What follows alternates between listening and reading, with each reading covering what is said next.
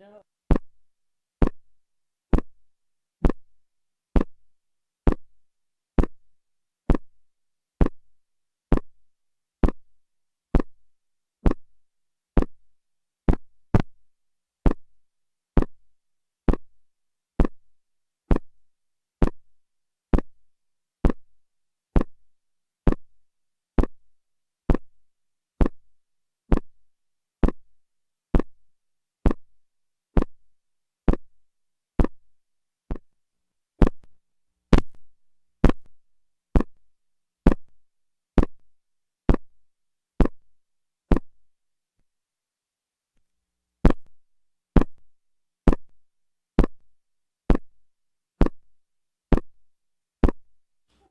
I guess we'll just do what we can. If that works for you?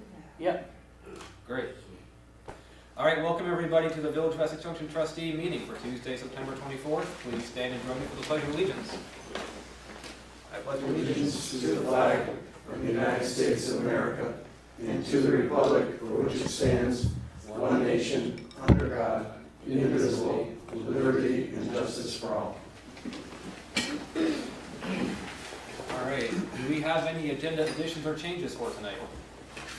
We just had some handouts for items 5C and 6B. And then we have agenda addition as well? 6F? We do. Somebody we know is resigning from the capital committee. All right, so is there a motion to amend the agenda? So moved. Any further discussion? All those in favor, please signify by saying aye. Aye. Any opposed? Okay. So we will now go on to the public to be heard. So now is a moment in time for the meeting where if anybody from the public has something they would like to talk about that is not on the agenda, now is the time for that. Otherwise, there will be time for public comments for agenda items. Does anybody from the public have anything they wish to speak about? I'm Al Village, Ricky from Amtrak, and we're on here as reading, but not on the real agenda, about all the vandalism at the station and bicycle stealing. Is there more than what has already been put in the email that you would? Well, there is some additional pictures that I've taken. When Rick Jones came down, we had him remove the picnic table that was being trashed. And then the two bench seats were moved over, and now they're beginning to be trashed. So McCoggy and I were thinking maybe we should have those removed. Did this just start up again? Is this just like one or two incidents, or what sense of it is it been building? It's been going on 4 or 5 months. Is that right? Yeah. It started out with just somebody chipping away at some of the stones there. And then it got to be more, okay, let's uproot some of these and throw them onto the tracks in pretty big sections. That's one aspect, and I believe that's one group that's doing that. But then there's also, in the middle of the night, sometimes we have people urinating and defecating right there on the platform of the station. Yeah. That's in the middle of the night. That's different from the stones, but again, of course, it's not a very good thing to have at the station right there. But yeah, they've been chipping away at that wall there since the beginning of the summer. Have you contacted the police department? Yes, I've had a couple officers down, and we do have the security cameras around the station, but they're only accessible to the New England Central Backup Dispatcher's Office, which is where the bay window that comes out to the platform. The middle section of the That's the middle section, and we do have the code to get in there. They've already changed it. Oh, they changed it? Oh. Well, we don't have access anymore, which we should, because all our power switches for the electric in our offices in that part. We're not officially Amtrak employees. We're just a contractor. We're contractors. Contractor to Amtrak, so we don't have authority to use the railroad building, which is the middle section, and that's where they would have access to the security cameras. That's unfortunate to hear about what is going on. It is embarrassing for people that come from other countries in the world that we have to see the mess there, and it needs to be addressed. What does Amtrak say about this? Amtrak says contact the owner, which is the New England Central Railroad. What does New England Central Railroad have to say about this? It's a village problem. Village Have them take care problem. of it. How is that? It's on Because their it- property. The wall and everything was all built by the village, if I understand correctly. But the- It sounds like that maybe there's a conversation that should happen between the village, Amtrak, and the Central Railroad, some representation to that level, including the caretakers who are contracted to make sure that the property, as I assume, is maintained as it should be. But it's probably more than what we would have time for tonight, or for an agenda item, or for a conversation that we don't have much information about. So I'd like to see this maybe be a first, an initial conversation, and then in the future, either another agenda item here, or have staff take a initiative to figure this out Thank you. from there. I would just ask if we could somehow have some help and then just watch over this area. Right after the high school students are getting out, and there are dozens of them getting on the bus in the afternoon, that's when a lot of this is happening, okay? It's right in the middle of the day. It's not the middle of the night, that's the middle of the day. And if you people are aware, the railroad, New England Central Railroad, which was the Central Vermont, they own Railroad Avenue. That's railroad property. They leased it, I guess, 100 or so years ago to the village. There's gotta be some record of it here. And that's why I think there's a conversation between Right. village staff and them as well. Mhm. That this change could happen faster than what we could probably just do right now. Yeah. Is there anybody else who has something that is not on the agenda they would like to discuss tonight? Okay, so we can now go on to business item 5A. First being the interview for Village Planning Commission with Ned Daly. Ned, would you like to come up and join us here to the table?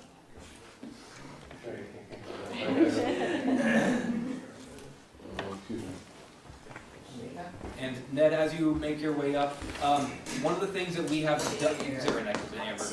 One of the things that we have done in the past is sometimes we've had these interviews or conversations in executive session. If there's anything you feel that you may share that may have any harm to you, either through employment, contractual, or other needs like that, we can have this conversation in private if you would like. If you're okay with it, we can do it from everybody. If I say it, it's okay. Okay. Otherwise, I probably won't say anything. Well, we appreciate you being here, and we have, I know I've had a phone conversation with you, we have what you sent in as well. To start this off, if you will, why is it that you are interested in becoming a village planning commissioner? A couple reasons. We've lived here in the village now, going on 8 years. Always been interested in development. I happen to have a master's degree in city planning, although I worked in the construction and development industry all my life. Happened to be married to an architect, and I think we both really care about what is done and what is built. I think I have a strong feeling that it's not just getting a building, but getting something that's a real plus to the town, to the village. And I think one of the things that is coming up, we have a very big project that could change the entire complexion of the Five Corners area, once it gets built and started. And I think it's going to be I think that's an important thing, and I'd like to be involved in that. I've also had some local experience because, as some of you know, most of you probably do, that I am also on the Town of Essex Planning Commission. Thinking down the road, whether we become one or we become a kind of a joint planning effort. I think I'd like to be part of it. Great.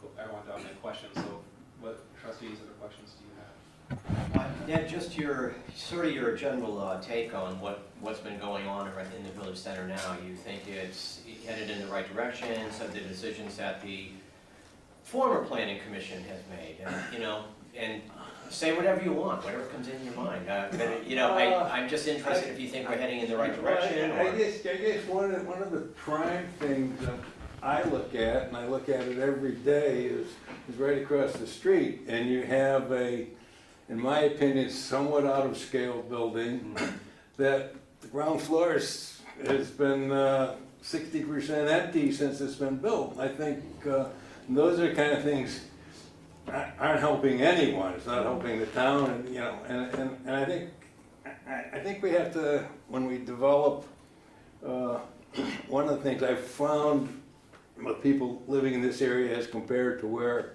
I was working, which is in Washington DC, is we don't have enough people who really think outside the box when we think of new things. And I think that's important. We're kind of at a crossroads here, I think, and where the town and the village want to go over the next 15 years. I think that's just that's one thing. I'm also, I think we need to look at affordable housing, not just for senior housing, but across the board. I think that's an important factor. That we need to look at energy. We really need to put the incentives into the planning and zoning code to encourage people to do more for energy savings. Now, if it means looking at density bonuses to the point where it makes it cost acceptable to do that, I think those are the kind of things, and that's some of the background I think I would probably bring to the planning. Other trustees? Yeah, unless someone sticks their hand up, I'm gonna just keep going. So, you know, when just to go back to this building, when that went up, there was controversy, but at that point, the land development code allowed 6-story buildings in the village center. And the trustees scaled that back. Now, what I'm hearing, are you saying you'd like to see that scaled back even more to, what would you say about that? You know? No, I don't think I'm really saying that. Okay. It's not necessarily how tall you make it, but how you make it tall Right. is the bottom line. Gotcha. You know, it's not how big it is. You can have a beautiful building that's 6 stories, Right. or you can have something limited to 3 stories that is pretty bland and you know, box-like. Yeah, in terms of, now you're saying affordable housing, but I'm sure you know, having been in the business for a long time, more than I do, that there's always a trade-off for and I know that we can talk about it all we want, but there ultimately usually is a trade-off between a really attractive building that has a lot of good architectural detail and an affordable building that puts a lot of pressure on the developer, and you're aware affordable housing is not probably the reason we don't see more of it. It's not quite as profitable for developers, and so I'm just sort of throw that around, just throw that out there and see what you feel. I agree with that, and yet as you drive into Winooski, the new building on the left Yeah. is a perfect example of someone, a developer who, and I've talked with Maura Collins and people about that, who put all the pieces together to mix affordable and market rate stuff in something that's also in a very attractive building. So it's not impossible. Totally agree with that. I love that. I think that building is, That- I'd love to get that here. That And would be they great. did that building, you know, 2 blocks down, that City Lights building that's on the corner, Very nice building.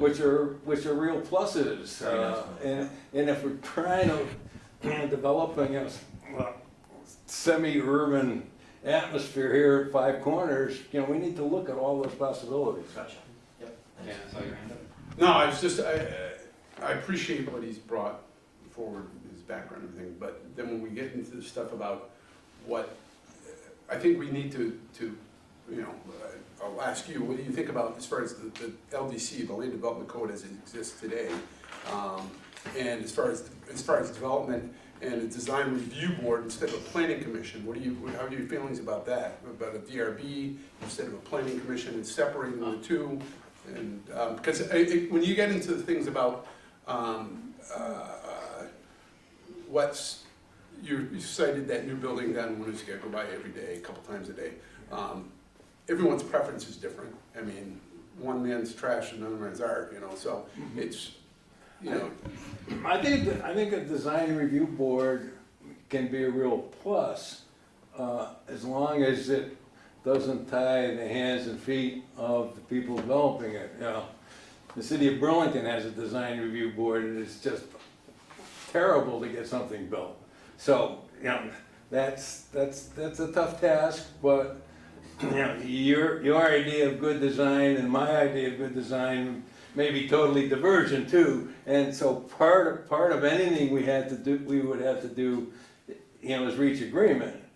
And now, digress a little, but that was basically what my job was working for 45 years. You know, I was representing a design team, both either architectural or mechanical or both, and we were building, you know, $700–800 million buildings. I was representing the design team. We had owners, we had contractors, we had advisors to all of them, and yet, you know, our task was really to somehow work together to come up with a acceptable end product. And that was really my role, was making sure everybody played nice in the sandbox, or most of the time. Great. Other trustees, you have other questions? Okay. So then I guess one other question, just to go back. So if you were on the village planning commission at the time. Excuse me? If you were on the village planning commission at the time that building behind me had come in front of you, what would you have liked to see different?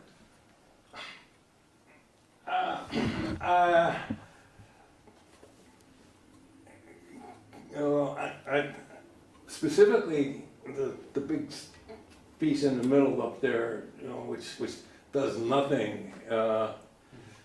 And secondly, I think I'm not there. I haven't been inside it. I think that there's probably some construction defects in there that are going to bite somebody in the butt before long. If you look at the face that faces Main Street, all those panels under the windows and stuff are all moving in the heat and cold. They're all rippling, and yeah, sooner or later they're going to leak.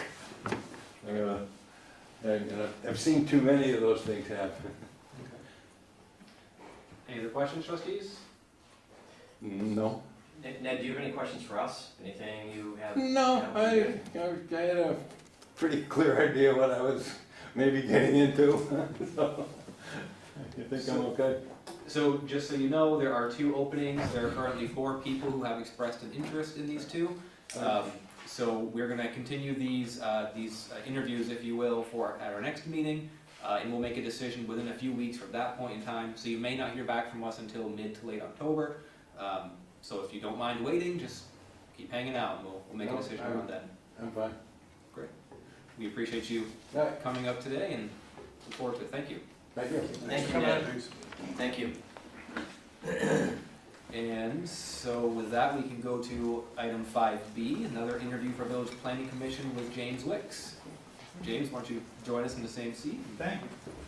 We appreciate you being here, and similar to what I had said to Mr. Daly, this conversation we can have out in an open session like this. At the same time, if you have any concerns about anything that you say possibly having harm onto you, either through employment, contractual, or what have you, we can also do this in executive session. Is that something that you would like, or are you okay with session? Okay, great. So again, we have what you wrote, and if we can just start it off with why is it that you're interested today? Well, I've lived in Essex for about 20 days. But I've wanted to live in Essex for about 20 years. When I was 9, I started playing football down Maple Street, and I've always been associated with Essex and never actually got to live here. So after we moved in, I went on to the village website to see what needs or how I could get involved with the community. And the first thing I saw was the invitation to apply to the commission, and I thought about it, and it seemed like a pretty interesting committee to be on. So I expressed interest, and now I'm here. Great. Other trustees, I don't want to dominate. James, when you were growing up, you used to come around here, and I'm guessing it probably hasn't changed a huge amount, but it's probably changed quite, enough that you can really notice the change. So what are your thoughts about it? Do you like it the way it's changed? And I'm not looking for a right or wrong answer. It's not a multiple choice. I just wanted to get your sense of how things look different. Does it seem to be headed in the good direction, bad direction? Just your thoughts about it. We're particularly talking around here with the bigger buildings that have gone up and the other things that have been going on around here. I like the development that's been going on. I think that it's part of what attracted us here is to be able to, we got 3 kids, a 1-year-old, 2-year-old, and a 3-year-old. Mm-hmm. And to be able to, walk to get a gallon of milk, it's something that not everyone in Vermont can do. Right. So as more comes around, now we can get a babysitter for an hour and, go out to dinner and be back home, so and I think as more and more develops, I think we're gonna have more and more people, with young families and with, a difficult time getting around, whether it's from old age or young age. So I think as we have so much accessible by bike and walking, it's a plus. That is kind of what we've been going for, is to have a diverse group, older, younger people who can't necessarily afford a single-family home or more, and to have that kind of population density that can support a little downtown area like this. It is really what we've been going for, so I'm glad to hear you say that. I'll defer if someone else wants to talk here. Yep. As far as the time to be spent with meetings, you said you have young children, and as applications come in, it could be a couple meetings a month, and maybe other things come up. That's not gonna be a problem for you. No, as long as all the meetings are right around bedtime. Yours or the children's? It does span yours and the children's. Right. Yes, yeah. No, my wife is totally cool with that, yes. Great. Evan? In your letter, you say you're an outside salesperson for Swish White River. Yes. Can you tell me what that is and what does that entail? So I sell cleaning supplies and food service supplies. Do you have any background in development or? A little bit in construction, on a sales and working with engineers. I worked in the plumbing industry for a while and working with engineers on what they were going to be speccing out and things of that nature. Other trustees who haven't had a chance yet? All right, George. James, one of the things that besides looking at applications, I just want, and while I'm on that just for a moment, and we have 2 former planning commissioners here sitting next to you, and they can tell you that sometimes when an application comes in, not everyone's happy. Sometimes an application comes in that people, particularly in the immediate neighborhood, they don't like it, they don't want to see the new building go up. So I'm not going to try to put you on the spot, but I do want to tell you that sometimes planning commissioners can be really put on the spot, where you can have a room full of people who don't want a project to happen, and then maybe a bunch of the people do want a project to happen, and the planning commissioners have to sometimes make a tough decision. And I don't know if the 2 planning commissioners are nodding their heads, but I just wanted to point that out to you, just to think about that. And one of the other things that happens is we have as you probably know, we have a big book of rules about, it's the code. It's called the Land Development Code for the Village of Essex Junction. And it gets revised quite a bit. And so a lot of the time, planning commission meetings aren't about reviewing a building application. It's about reviewing the details of the land development code and do they need to be revised and that sort of thing. Again, not trying to ask, there's not really a question there, but I just want to get you a sense of what some of the things that happen on planning commissions. I don't know if that is an eye-opener for you. Are you aware of any of that or not? I had been, when I was talking to Robin, we went over some of Okay, that. you talked to, okay, so Robin filled you in on a lot of this stuff. I Yes. see. Okay, thanks. Okay. Anybody have any questions from trustees? Do you have any concerns about, or any questions for us or concerns? No, not at the moment. Okay. Seeing as there aren't any other questions, I would just say the same thing that I just said to Mr. Daly about how there are 4 people who are trying to get for 2 open seats on the planning commission, and so we will continue these questions again for 2 other individuals at our next meeting. So we likely will not make a decision until mid to late October or so. And at that point in time, we would reach back out with either a yes or a no at that point. But regardless, we appreciate you coming here and your submitting of an application. Thank you very much. Thank you for coming here. Good to see you. Okay, so we can now go on to item 5C, a discussion about an open container ordinance, and Police Chief Mr. Gary, or Police Chief Gary, if you would be so kind as to join us. Thank you. I don't mind it. Good evening. Thank you for being here, we appreciate that. Absolutely. I don't know if you'd like to start off with introducing us, if you'd like me to. Evan, we can really talk about bringing this up. Okay, right. Or do you want me to? I guess I'm here because this is not something the PD brought up. I'm hearing that the trustees are interested. So I guess I'm here to, I've heard a little bit about it. I've got a draft that we sent out. I think you may have gotten an email that if we were going to do something like that. I guess my first question is why are we talking about it? Is there a problem? What research can I do? You know, what information can I provide to understand why we're headed down this path? Yeah.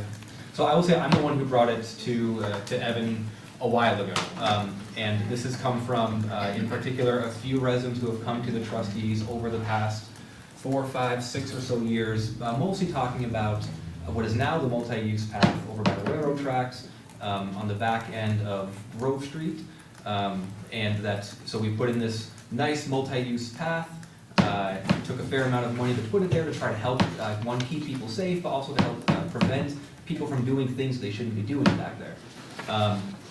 It has come a few different times that while there is now a safe path for people to go down, there is not, the appropriate behaviors have not always followed suit. And from time to time, there are people who do have an open container, are publicly intoxicated, those types of things that happen back there. And the feedback that the residents have gotten is, well, there isn't an open container law, so there isn't much we can do about it. So in some instances, from my personal standpoint, is if we're hearing that there isn't an ordinance, so there's nothing we can do about it, that's actually something we can fix. So it's been a few years, let's try and do something about it. So that was my impetus for really having this, have the time to come here. So yes, we have no ordinance to deal with it, so it's nothing the police can take action for with reference to the open container. Intoxication, if we get, and all this starts with if there's a problem, someone's got to call the PD. If we don't know, we can't deal with it. If we have someone that's intoxicated that is to the point where they're a safety concern for themselves or for the public, we can actually take action on those. We can actually bring someone to detox, or we can get them to a family member. So we can solve some of that without an open container law. Again, it would have to be an intoxication to a level where they're safety themselves, or safety concern of themselves or somebody else. I would tell you we don't have a lot of issues with open container. We haven't historically. Do we typically deal with them and we kind of move the people on? But yes, we don't have that as an option. Having that an option would allow us to deal with it. And if that's the direction you would like to head, I've provided you with a copy, just a rough start of what we would recommend to you folks as a draft just for your review, and I can come back and talk about it later on. Our ordinances we deal with on a civil level. I think some of the feedback I got from the Unified Manager was potentially dealing with this issue possibly through the CJC if that was an opportunity. We certainly can request that and see if the CJC has staffing for that. Then we have a civil fine structure that would be an option for people that either refuse to go through that. I will tell you that the one issue with that is their civil tickets. And neither the village or the town, we typically don't go down to the courthouse and pay the village or the town attorney to hear these tickets. So the problem is if we get someone that refuses to pay the ticket, refuses to go to the CJC, we'll write the ticket. There's not a lot of backbone behind that unless we want to start investing money into attorneys to go after those folks. Your other option is what you saw, I believe, Mr. Brown, that you had passed out, was to criminalize the ordinance. But that kind of is heading the opposite direction where you're telling you want to be with the CJC. Right. So, yes, we can do it as a civil ordinance. You may have some non-compliance with that will issue the ticket and the people keep doing it. So there's all the flavors, and we'll go whatever direction you want to go. It's actually another tool in our toolbox that if we're dealing with someone that's inappropriate, we can actually use that to attempt compliance. So we have no issue with it. I would tell you we don't have a huge issue right now, but whatever you and the citizens wish, we will. So I provided you a draft to take a look at, and certainly if you want to chew that and then get back to us if there are other questions but I just wanted to provide you, if there was other research that we needed to do, if you'd let me know, we'd be happy to do that for you. I think for tonight's purposes, to make sure that we're all on the same page, I think that what we should do for a process is if we have questions, definitely address those now. But to not get into the nitty-gritty of either of these documents, for one, we just saw them today, and so we probably haven't had a chance to read them, but then also just from a time perspective to make sure that we have the chance to digest and get the answers we need. So if there are specific questions, but I'll let the board go first, but Yeah. when they're done, I'd like to ask the chief a couple. yeah. Dan? Just a comment from my experience is that, like the chief was saying, the call needs to be made, and then, like you said, add, with an ordinance, it's another tool in the toolbox to address something at the moment. What happens down the road, as far as, I understand what the chief said about the backbone to it, being able to enforce it and, prosecute it in court if we go down that route. But as far as I'm concerned, when I was doing my job in law enforcement, I was gonna deal with the matter at the time the issue was occurring, prevent any further incidents happening, and then what happens down the road kind of is out of my hands. And at least you dealt with the issue at that point and maybe prevented somebody from doing something foolish that they would regret or others would regret down the road. So I guess I agree with him, adding the thing to the toolbox. As far as worrying about what happens down the road, I'm less concerned about that. I think people, when you're dealing with law enforcement, people don't enjoy that, whether, so I think it'd be a good deterrent. Yeah, I would say, if you had said unenforceable ordinance versus tool in the toolbox, that's, those two, it's like, I like it, I don't like it. And you said the thing that sort of says to me that it's not necessarily going to stop the problem, but it's not going to be a negative or a problem for the police, so Yes. That changes it in my mind. That's good. Raj? Just a couple quick questions. Is there a bandwidth issue that you see with this? Is there a manpower issue with this? Like, do you see if just putting this in there, you're gonna respond if someone calls anyway, whether you have an ordinance to enforce or not, is that true? We're gonna respond, we have to know that there's a problem. Right. I can tell you, we're short on staff, so us walking that path, typically what we are is reactive, not proactive. We're responding to calls. So the problem is if we're not getting the calls, we've got other places where we've got speed issues that we're putting officers. So yes, we've got a resource issue. Yeah. But if someone calls us and we now have the ordinance that we can deal with it, we'll respond to it. It's balanced with what else is going on that time, so, it's kind of like a barking dog. It's important, but it's got to be measured with, but if we're dealing with intoxication and drinking, we will deal with it. We're just going to stack it in the order that we have to handle the call. And second question, maybe a little dumb on my part, so I'll own that. Does the town have an open container ordinance? Nope. Okay, so this, I would think that if it did, it would have encompassed us, so I just figured I'd just ask Right. that. And if I may, we prefer, as we had at our retreat discussion, we'd like to have ordinances that match in the village and the town, so that we are treating everybody equally, and that I have consistent enforcement with my officers. Well, I ask because, Pearl Street Park, I live across the street from Pearl Street Park, which I'm in the village, and Pearl Street Park is becoming quite the party scene with just a couple neighbors that have moved in. And so it's just interesting if the differences, again, having an ordinance in the village would expect that when I call EPD about the park across the street, that they'd be able to do something about it. You can do something, but you don't have any teeth behind it if the town doesn't also have an ordinance. And in fact, Just coming weird, we getting this up, maybe talked about this, so. in It's just fact, we may push the problem. walk over there a little bit. Just walk out We that may, exit. if there's Go an out ordinance that in the exit. village and they catch on, they may go drink in the town. Yeah. So it's best to have consistent policies and rules that we can enforce equally and fairly. Thanks, that's all I have. Any other questions? Well, the ones I have. Yes, I'm sorry, I'm gonna go there too. So Chief, you and I have had a couple of conversations about this. First, you know, we appreciate when people call. Call the police, you'll sort it out. I mean, it's 36 square miles that you guys cover, correct? Yes. So, and generally on any given night, we don't like to advertise how many police officers we have, but we have a limit to how many are on shift, assuming it's at night. Do you see any seasonality issues? Do we have things that happen maybe over on that path or in the summer that don't happen in the winter, et cetera?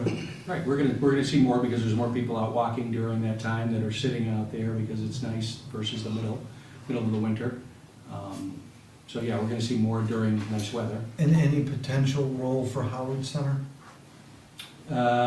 It depends on what it is. So if we have someone that may have And maybe for the people at the audience and stuff, how we use Howard Center?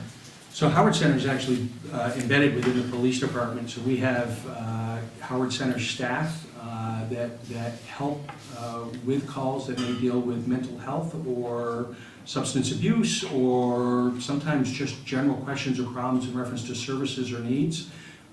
So if it's something related to a mental health issue, Howard, if they feel safe to do it, can actually go out instead of sending an officer. They'll go out and sometimes meet with the folks and deal with those issues. If we were dealing about open container intoxication, we probably wouldn't be sending Howard Health out there initially. They may go with an officer, but because of the potential for intoxication, we wouldn't send them on their own initially.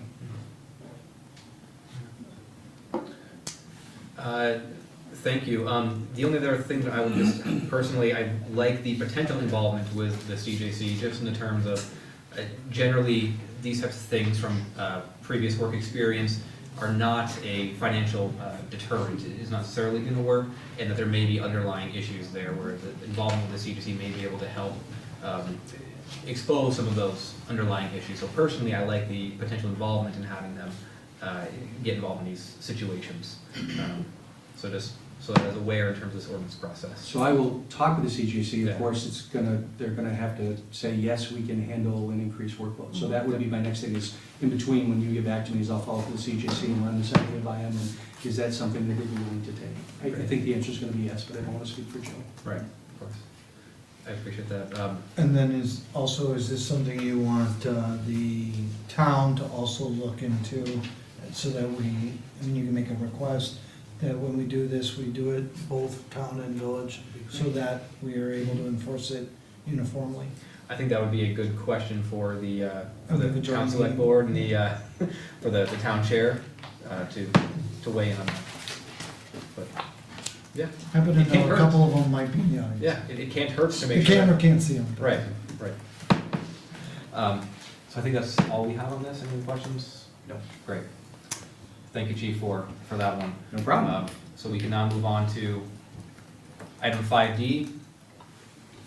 As I pulled it, discussion about security cameras at Maple Street Park, where this is another one of those items where it came up, I don't know who, or which group of people. Some people had talked about security cameras at Maple Street, so now's the time. It's an issue that came up back, if you don't mind, just the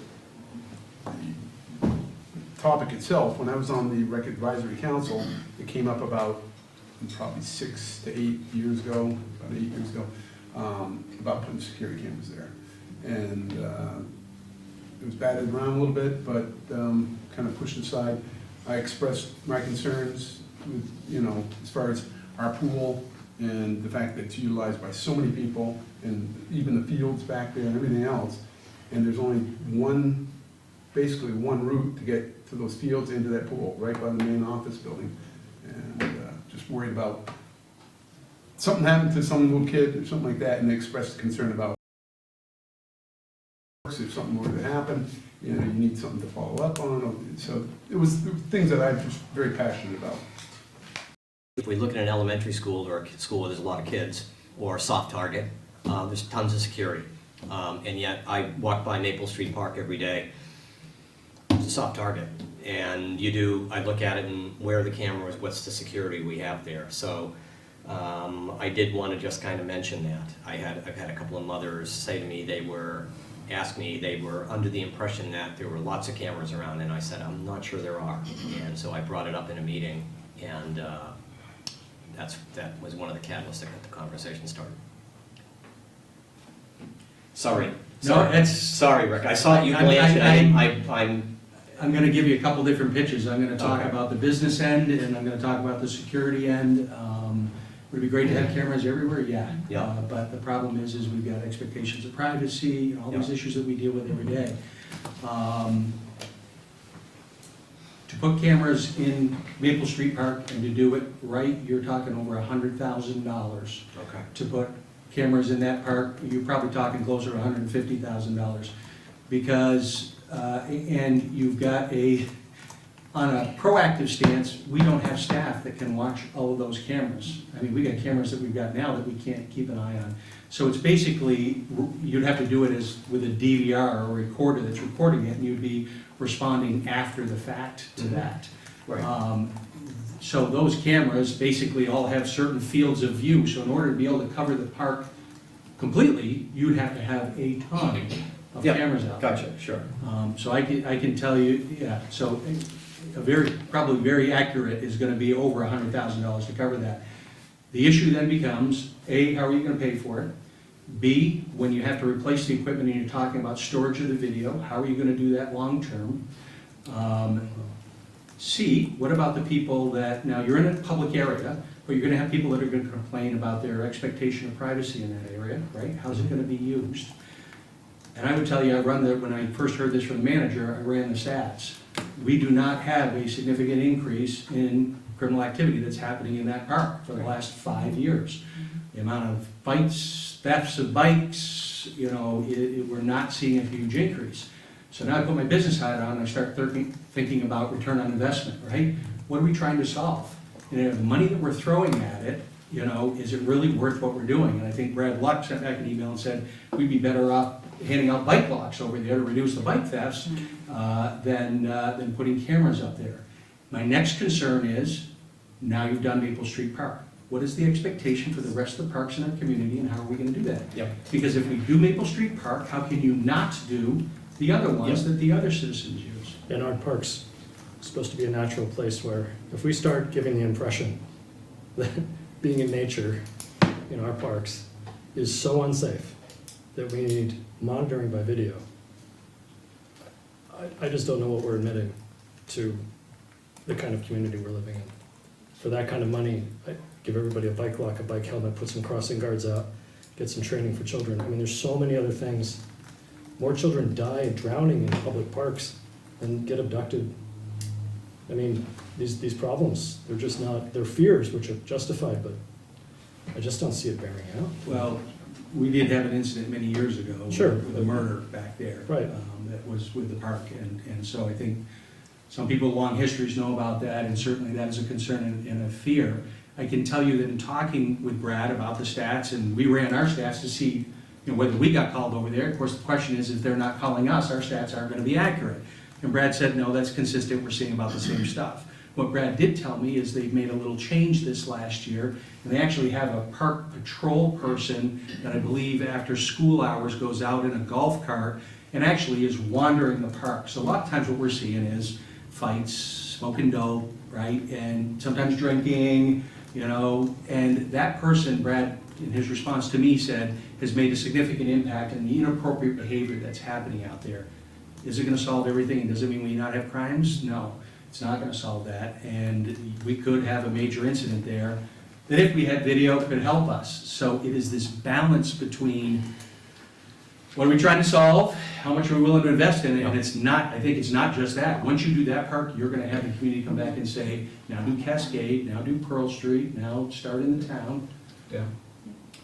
I hear what everyone's saying to this issue. The difference being, and I won't say a name, but when I was on the Rec Advisory Council and brought this issue and spoke to it, the comment from one of the members of that board was, well, I feel at risk when I cross the street anywhere in the village. The difference being, across the street, a million spots in the village, in the town, wherever. There's only one spot where a kid can go in and out of that pool, and that's right by that front entrance to the building, where I'm talking about it. And I said to the board members there, and anybody else, I'll tell them right now, I'm for it. I'm not saying keep the video forever, rewrite over it just as much as any store, as George said, any school. They have cameras, they monitor the entrances to the place. That's where people are coming and going. So if some mother just by accident, goes to the bathroom and some perp goes and grabs that child, says, oh, your mother asked me to come get you, and walks out, when it's after the fact and we go back and find out, oh, if we just done this, I'm just saying, it won't be because I didn't suggest it. And I'm not trying to protect everything, I'm just saying, when you know for a fact, there's only one place where people go in and out of that room, sure, people could hop the fence and go in the back here. It's not so much that issue, the expectation of privacy, anyone, for me, as I spoke, Raj and I spoke about this before. I explained to him, if I want to, I can stand out here at the five corners with my video camera, and there's nothing any of you, nothing me as a state trooper when I was working, or the police department can do about me videotaping everybody coming and going. That's a fact that you have the right to do that. So the expectation of privacy is when you're in your own property, and the curtilage of your property, whatever but as far as public spaces, I don't know, it's a matter for discussion, but I'm just giving my point of view. I'd like to just not debate public privacy in No, terms of what's I'm legal, just, what's no, not it was brought legal. up, it was brought up. But just in terms of what's legal, what's not legal, I don't want to debate whether it's Oh, legal. no, it's, One quick thing, Chief, can you just tell us how, there are cameras currently, you don't need to tell us where they're pointing to, but can you, for anybody who doesn't know, that there are some cameras on Maple Street, correct? I've seen one, you can, I think we would rather not discuss where cameras are. Right, I'm not and asking- what's going on. If we're not gonna discuss where cameras are and we're talking about putting more in, that's a hard no for me. Well, I'm, I'm happy to say I've seen something that looks like a camera at Maple Street Park. So I feel that there is a camera there, and whether it's, we don't need to go into details, but. this presents the problem we're in, right? Because there's a lot of ways to get in and out of Maple Street Park. A lot. You can go around the back of the pool, you can run down the path, you can come in, there's so many ways to go inside of Maple Street Park. There's one way to get in the pool. We're not talking about the pool, we're talking about the whole park.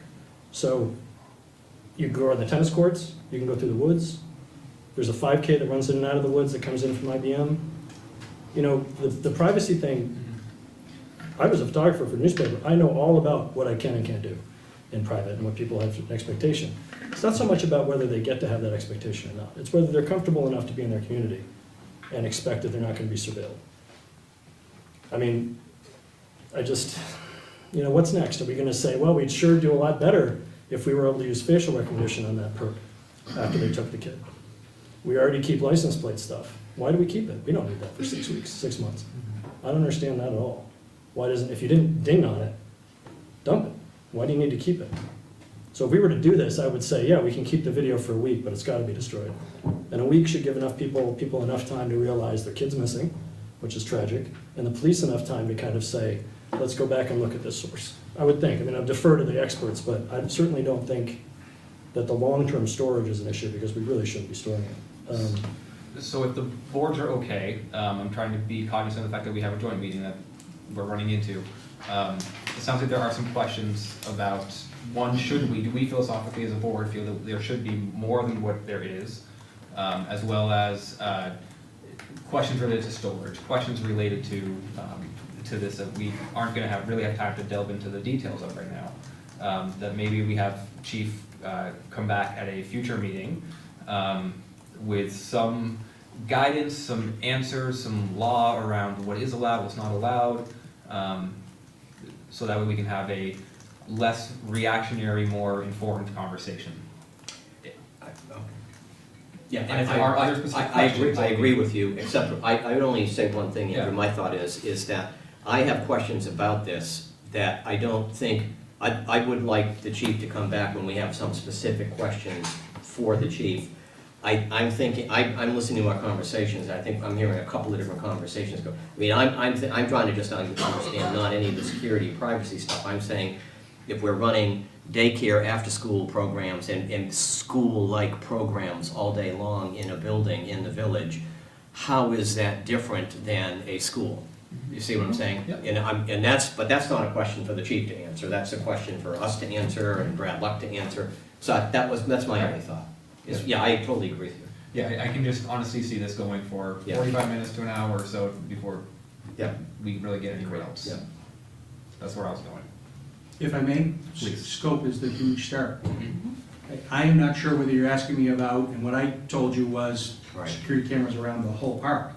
If we're talking about the pool and just the entry areas, then that's a whole different number and it's a restricted area. But again, you have other areas that you could have a problem, which then leads into the issue of, well, you had cameras here, why didn't you have the cameras in the back? So it's a huge discussion. But we have to understand, I have to understand what scope you're talking about before I can give you good answers about cost, you know. And that's, would it be possible to, I don't know if this is you, if this is Brad or somebody else, to come to us and say what other communities are doing in this topic, so that there's also a frame that can either be replicated or not?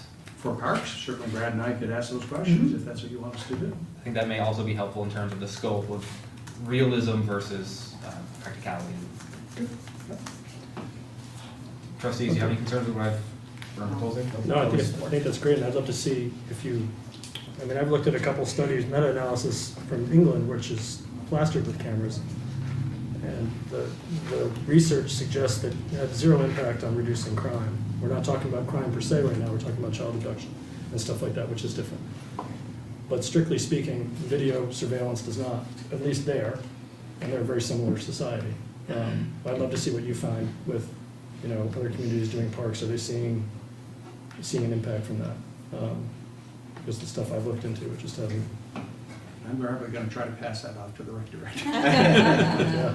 I would also encourage independent research from board members if it's of interest. Yeah. Just pass it along. So are we good with this item of 5D? Yep. Okay. Chief, thank you for being Thank here, you. really Thank appreciate you. it. Thank you. Look forward to seeing you in the future. We can now move on to 5E, speaking of Maple Street Park, the waiving of the no alcoholic beverage policy at Maple Street Park for the event. I see this is from Brad, he is not here. Somebody else want to bring this up or introduce it? Yes, I will take it. So on October 12th from 12 to 2, EJRP is hosting the second, I guess you can call it annual now, Battle of the Barbecue, and they're requesting the same as last year, that the no alcoholic beverages in parks be waived for that 2-hour period.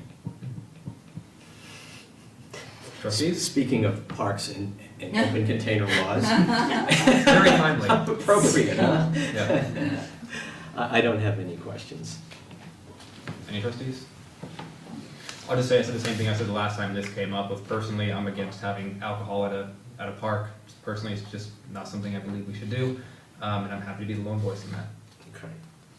Well, I, for the sake of moving it forward, I will move that we waive the no alcoholic beverage policy, Chapter 3, Section 303A at Maple Street Park for the Battle of the Barbecue event on October 12th from 12 to 2 p.m. Is there a second? Second. Is there any further discussion on the motion? I'd like to hear your thoughts, Andrew. Why should we not? Personal philosophy, I don't believe parks and playgrounds are places where people should be drinking. Okay. I'm curious what Brad's gonna do to separate, like, where this is gonna be in the parking lot? Do we know? Has he indicated where? We can call them. I mean, you know, is it gonna be next to the Little League thing? I mean, is it in the pavilion? Where are we drinking? I think that my best guess would be that it's going to be in the parking lot, because there are multiple food trucks coming in for this, and that's probably the best place for them. Oh, it takes place in the parking lot. Look at that. Thank you, Brad. It was a success last year. They have certificates of insurance from all the vendors, which the League of Cities and Towns are insured, said, and that they're already working with the vendors, would work with the vendors to ensure that the Vermont Department of Liquor Control laws are being followed. South Burlington, Burlington, and Colchester are other local departments that host these types of events. Yeah, I feel comfortable that the idea that it's sequestered in the parking lot, and I pretty high degree of confidence that Brad understands the concerns about people just roaming around the park with a beer in their hand. I don't think that's what's gonna happen, so I'm comfortable with it. So motion on the table, are there trustees for comments? Hearing none, all those in favor, please signify by saying aye. Aye. All those opposed? No. Nay? Anybody abstain? All right, so 3-2, that passed. Who's the other dissenting vote? Raj. Raj and I. Raj, thank you. Going on to item 5F, Capital Program Review Committee, report on local option tax. Sarah, Evan, another one of us talked about how to introduce this. So the Capital Committee, we spent a fair amount of time looking into ways to fund our capital projects, given that we have millions of dollars in the village of outstanding, or of projects that will need to be completed, and we do not have millions of dollars in funding revenue coming in. Not to mention, when we think about capital, the report from John Alden the other day about our buildings. So we, as a capital committee, we came to the trustees and asked, could we do some research on this and explore a local option tax? The trustees have said yes. And so we did some research. What you see is our final report, where, I'm not gonna read the report. One of the things that we learned in doing this is that I think is important to say, the village and the town, as communities, when a business is in either the town or the village, and they report to the Department of Taxes their sales, they identify where they live. We all, town and village, have a 05452 zip code. We all say Essex Junction for our mailing address. So the overwhelming majority of the money that goes in is in Essex Junction. Well, when we look at the rooms and meals tax, or the rooms portion of the rooms and meals tax, and the overwhelming majority of the rooms say they're in Essex Junction, when I think we can say that's not true. We're splitting out a rooms and meals or local options tax by the town and the village just is not practical. The tax department doesn't have the ability to do this. To put that onto staff to do doesn't make much sense, nor do I know if the tax department would give us that level of data. So we really came at this with a local option tax. We believe from the capital committee that this is something that the town and the village should do, and as a way to, one, help pay for the infrastructure.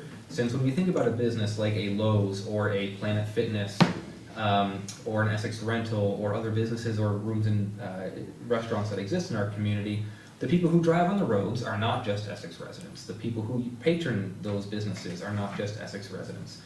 We have people from surrounding communities who come in and utilize those businesses, who take the wear and tear on our roads, which then can wear and tear on our water lines and our sewer lines, and they're not paying for it. So this is a way to, one, help us pay for the infrastructure that non-residents are utilizing.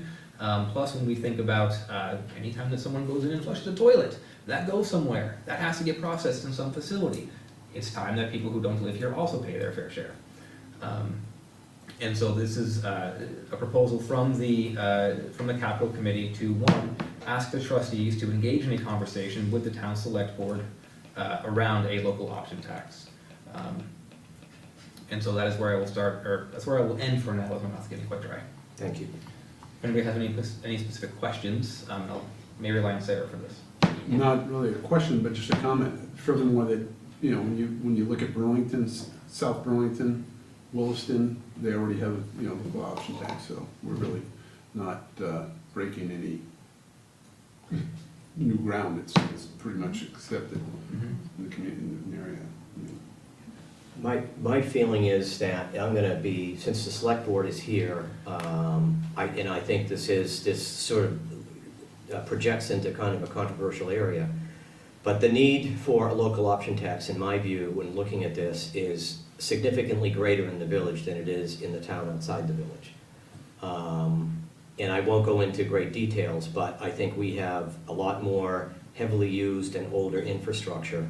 And so I think this has perennially put a problem on us. It doesn't mean that the town wouldn't be able to use the money if we generated $500,000 and splitting it equitably.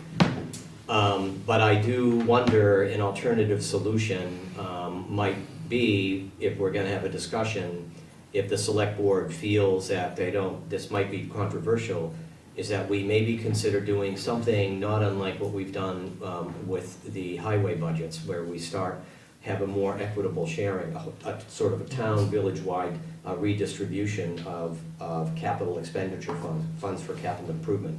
instead of the village funding a significant portion of the town's capital expenditures and also funding all of our own capital expenditures. I think that's really, if we're gonna really get to the hard nugget of the thing, I think that's really the crux of the problem right there. My feelings. I'm glad, and I totally agree with you, I don't think a TIF is a great idea, but it's got nothing to do with this issue at all. It's not gonna happen. Yeah, it's not gonna happen. Right. But either way, I'm on board with having a discussion with the select board on this, and having staff look into it more. Great. Trustees, do you have any other questions on this? Okay. Thank you. Would I be happy to, or we can talk about a point in time to engage the select board through either a joint meeting or whatnot of how to proceed. Excellent, can do that. Great. And so, there's no motion on that, so we can move on from the business items and we can go into the consent agenda.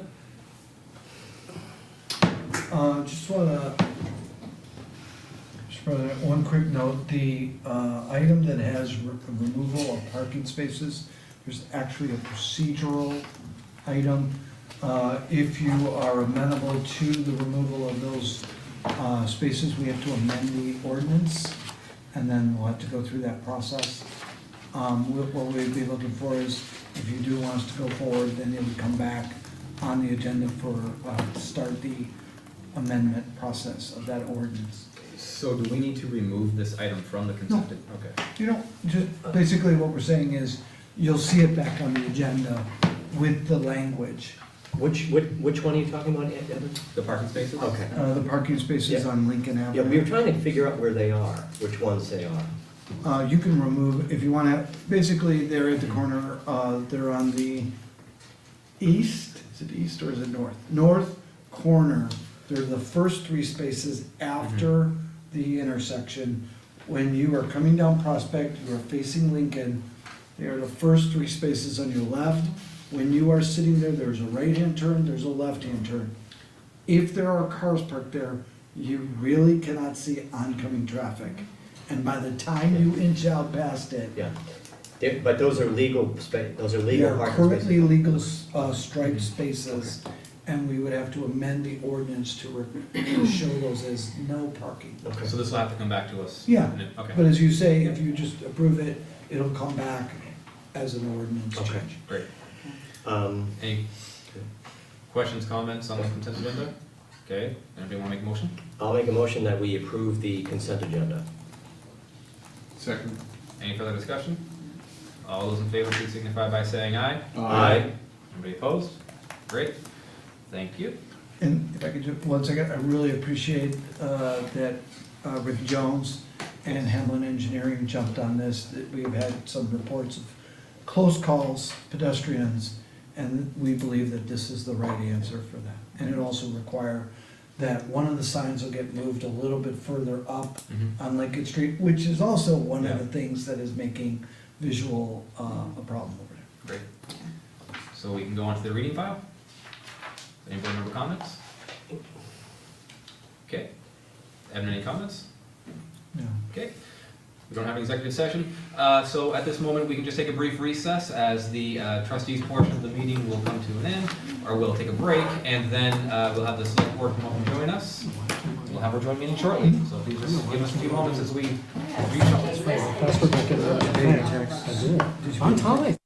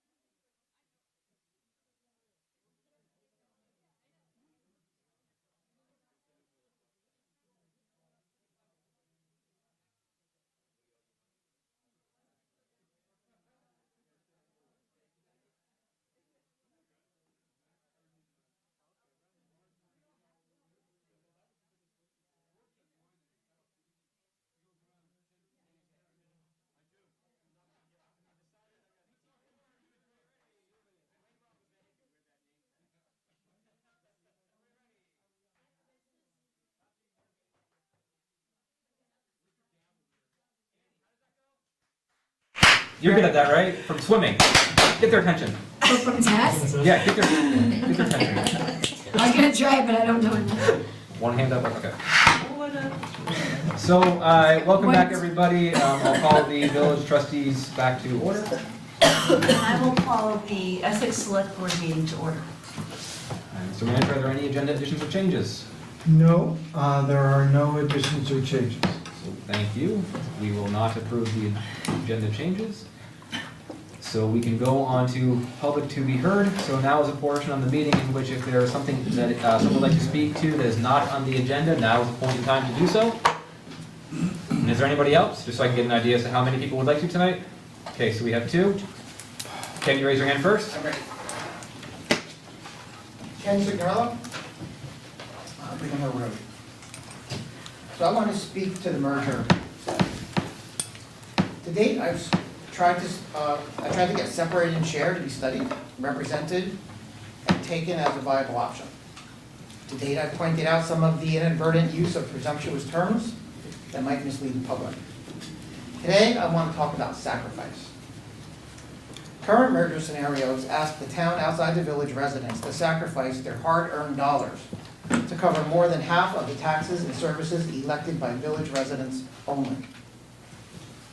Now, this alone is not necessarily a problem unless, and let me quote Mr. Tyler here at a governance subcommittee meeting just 2 months ago, and I quote, "Our assumption has always been, at least on the trustees, that service levels will be staying as they are. At the ground level, whether you live in the town or the village, what you're going to see in terms of municipal services isn't going to change. Now, that's been our assumption," unquote. Now, if this is the position of the joint boards, you're asking one party to make a sacrifice while the other seems to offer nothing in return. You might say, well, wait a minute. The village is offering something for this sacrifice. All the great village services will now be available to town outside the village residents. And so, make that case. So far, I haven't seen it. If the village was to come to the table with, say, a 42% tax cut, or of taxes or services, it could be seen as a serious partner. At the 9/16 Select Board meeting, I ran into a villager who told me that he favored merger, but not for the reason that I thought. It was his hope that town outside the village influence would impact some fiscal constraint, would impart some fiscal constraint on the village spending. So clearly, there are some village residents that are aware of that problem. The assumption that all village-only services will remain the same without even giving town outside the village an opportunity to weigh in is simply not fair and untenable to a town outside the village resident. and prudent village resident as well. If you want to sacrifice, you have to, if you want to sacrifice, you need to be prepared to make one. I'm still waiting to hear what the village is willing to give up in exchange for a hoped tax decrease. Thank you. Before we, Irene, before you speak, thank you, Ken. If there is anything that is related to one of these agenda items, one of them being a update from the subcommittee on possible merger, that could also be a good time to talk about things related to a possible merger. Irene? Thank you. Irene Renner, 15 Brush Lane. After 14 years of studying and promoting merger, I've concluded that merger is inadequate in addressing 5 goals of good government. Therefore, I welcome staff, board members, and voters to join me in thinking outside the merger box. Because merger has ever and only seriously addressed one of those goals, fair taxation. But even that it did unfairly. The other 4 goals, appropriate representation, access, identity, and transparency, have been collateral damage every time a proposal to merge has been published since 1958. Please move with me now into the 21st century with a plan that doesn't smush together 4 departments that have so far resisted consolidation. Our planning, fire, recreation, and libraries could remain as they are, or partially cooperate under the newly minted separate and share model that Ken has devised. At the same time, the already consolidated departments could continue on their merry combined way. Same thing for committees and commissions. The last thing I would do is split up, say, the Energy Committee, which does fabulous work townwide. At a recent meeting, the Governance Subcommittee dismissed the separate and share idea because separation was considered last year as a governance option and rejected. That's not fair to the author of Separate and Share. Only a complete separation of the town and village was ever mentioned at the governance subcommittees. A separate and share network option was never considered. I know because I was there. I served on the governance subcommittee that brainstormed and then narrowed all of the options to 2 finalists, merger and special districts or status quo. The benefits of separate and share closely mimic the special district model. And until last week, that model was under discussion. Now that it's been deemed unlawful and the special district model is off the table, I would encourage you to make separate and share your new companion model and give it due consideration. The public was told last spring that surveys and focus groups would determine if the staff and elected officials had missed anything. Now that we've received a great idea like separate and share from a public member, I look forward to hearing you vet that option against merger. At first glance, I see no tax shift and an inherent incentive toward fiscal responsibility in the separate and share model. It may also make for better neighbors, as estranged partners won't be forced to cohabitate, as they would be in merger. Knowing how busy all of you are, to get things started, Ken has set up a matrix that compares these 2 options side by side. This can certainly be expanded upon. When might we get together to chat about the SAS model, to objectively see how it can meet our needs? My schedule is very flexible. Thank you. I'm glad we waited on stuff that doesn't have anything to do with the agenda. So we can go on, anybody else from the public have a comment on something that's not on the agenda? Okay, so we can go on to item 5A, discussion of joint budget initiatives and goals. Sarah? Thank you. Yes. So, welcome everybody to the beginning of budget season. I know it feels like it just ended, but it's starting again. In the packet of the last joint meeting in the reading file was this same memo. I think I fixed a few typos this time, with outlining some of the goals that the management team has identified for the upcoming budget cycle to help spur you into thinking about what your goals are. And this evening, this is one of our spotlight topics so that we can take your ideas and your initiatives, your priorities and your goals into consideration as we get started with the budget process internally. So that's really all I have to say. If you'd like me to hit the high points of the goals, I can, but I believe you've all read this at least once. And so I would look for the joint board, the trustees and the select board to start talking about what are your big ticket items for the upcoming budget cycle. Evan, anything to add? No? All right. Welcome to the Sarah Macy Show. Thank you. Friends from the select board, would you like to kick this off? I would be curious to hear what select board members have in mind, based on the list that Sarah provided, stuff that may not be on that list, and then whether any of the things on the list rise to the top in terms of priority.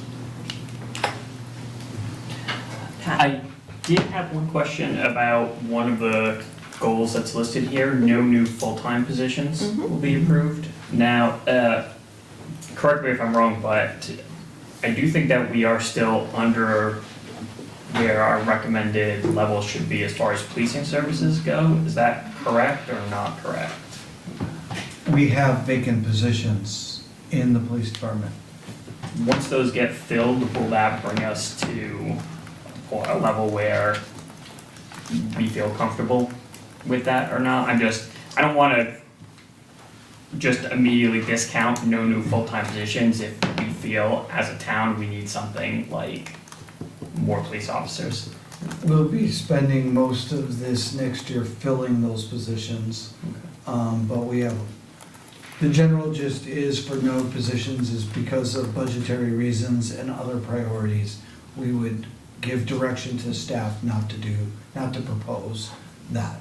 We could look at part-time positions and other things that didn't carry full benefits, but in the way full-time positions affect the budget, both of the town and the village, we felt that this was important.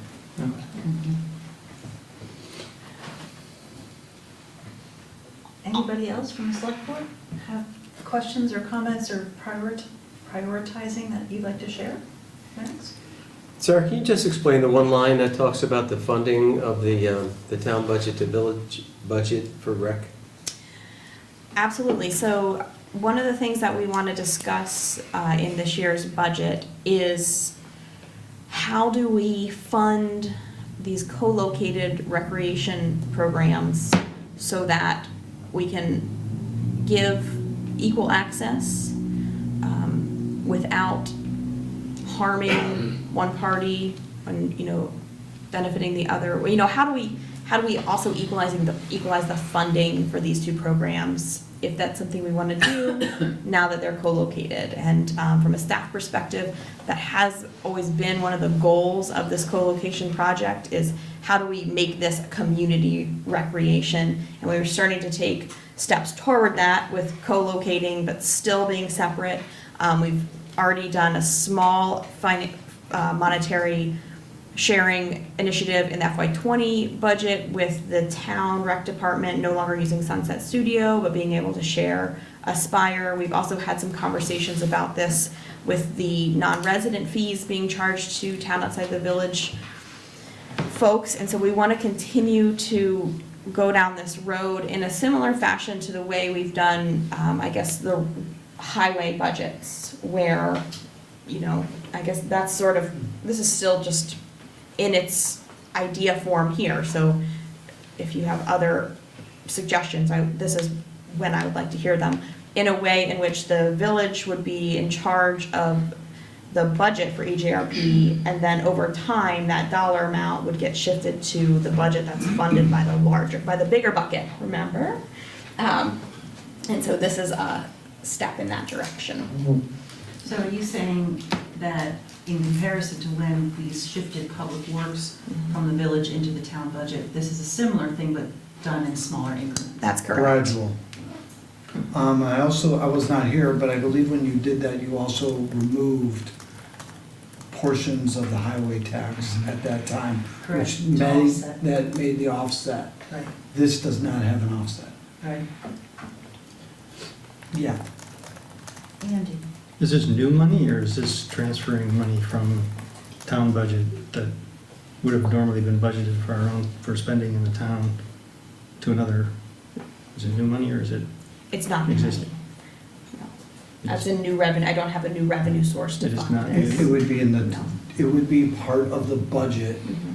of taxation, so if the village, I'm sorry, if the town budget was 3.5%, that'd be part of the 3.5% increase. So, I still, I'm not sure I understand the answer that I've gotten. Is this an increase, or is this take the town rec budget and take $165,000 of it and give it, and put it into the village because we're not spending that money in the town budget? Or is it a whole new $165,000 that's gonna be added to the overall amount that's spent on Yeah, rec so- for both communities? I did not understand your question. I Yeah. thought you were asking, is there new revenue to support this transfer? But you were asking, No. is this a new line item in the town expense budget? And yes, it would be. And then it would go to offset the total cost of the recreation budget and village general fund.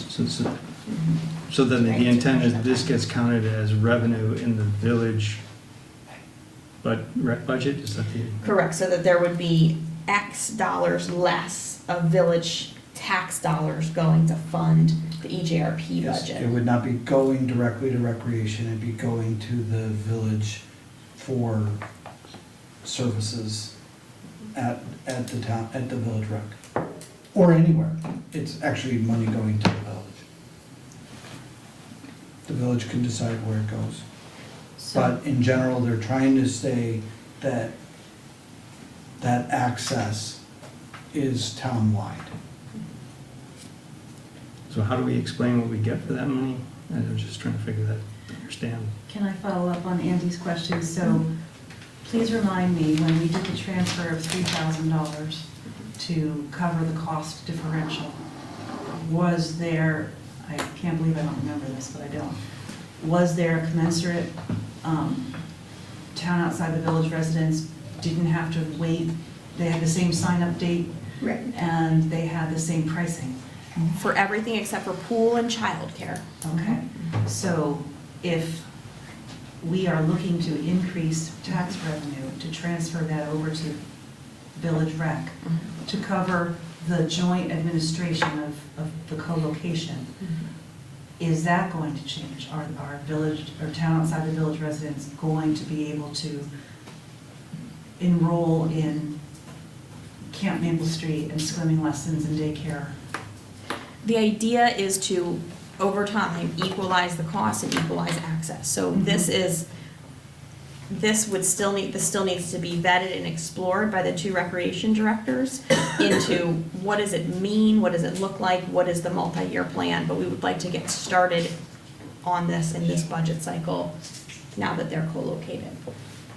So expect understand that. more information. Okay. Yeah, if you're generally in support of moving in that direction, we will continue to research it and come back and say, not research, but really fully vet what the idea is, what it's for, what are the concrete steps that are gonna be taken to equalize access, what's gonna be done, what does this dollar amount represent, and what does that look like over the next few years? This is like a heads up. Sure, I that we wanna understand that. pursue I this. just want to put in a vote for if $165,000 is going to be raised to move over to that department, that town outside the village residents don't wait.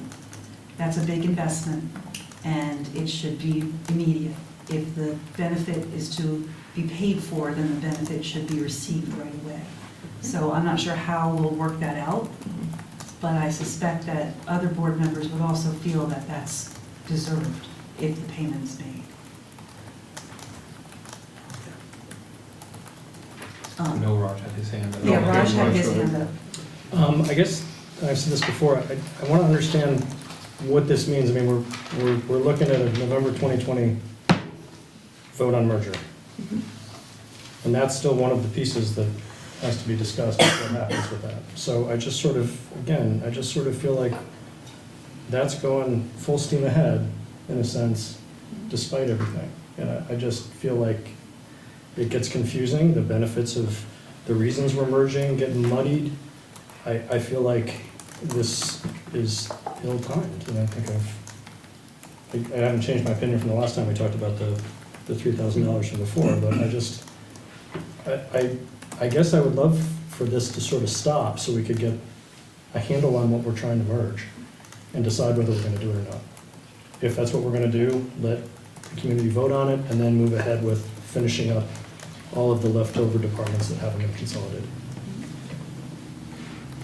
I don't understand why I'm arguing with getting $165,000. Yeah, I don't know why you really. However, Where you going? I do feel like that's gonna be the expectation as Elaine articulated. And I don't know that, I mean, I'd leave it up to Brad and Ally to figure out. I'm sure they would figure out an awesome way to make those accommodations. They probably will. They probably Yeah, would. no doubt. But still, my point is, let's just do this and get this done. We've got a very short time frame in a sense to get the merger right, if it's gonna happen, and I believe what I heard Sarah say before, if I may, is to, one, what Elaine was just saying about having the equal access. And with the number one decision should be made through the lens of, is this beneficial regardless of the outcome of a November 2020 vote? That equal access for town outside the village residents in a co-located recreation department would be beneficial to everybody, regardless of what would happen in a merger vote. So to get that process started, I think is what they're saying. Well, And then sorry. I was gonna go to Dan, because right on that. Oh, can I just piggyback one comment? I'm also trying to understand this change would also, is an attempt to offset potential increases should we decide to merge. If we start doing it a little sooner, then It would have that effect. That is not the intent, that's not the only It would be an intent, effect. but that would be an effect. Sorry, Dan, thank you. To that end, the $165,000, Sarah, are those funds, those tax funds generated only by residents outside of the village? No, it would be all Okay, town I just wanted that clear to everybody here. So that $165,000 is not just coming from the residents outside the village, okay?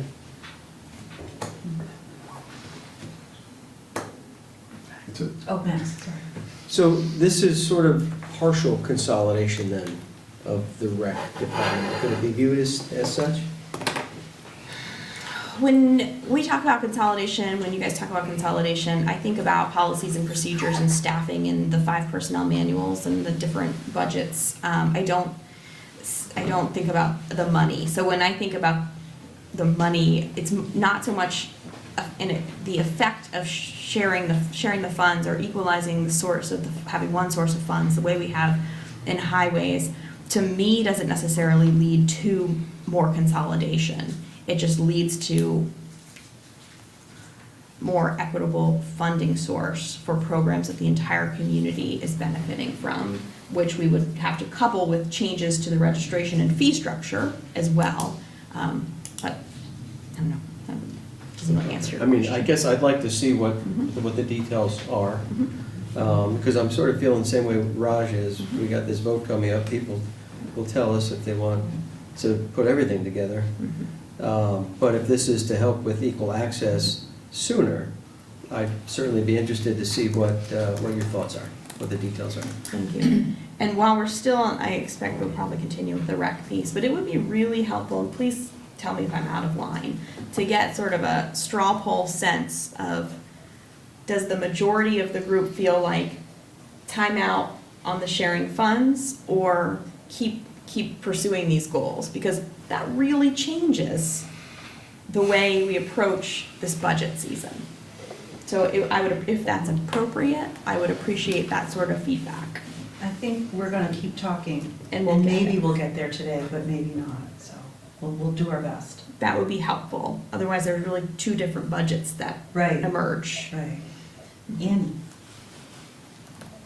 So, 81 Main Street, where Ally's, where the town rec department offices were located, and 75 Maple Street, as you all know, is 0.8 miles away from each other.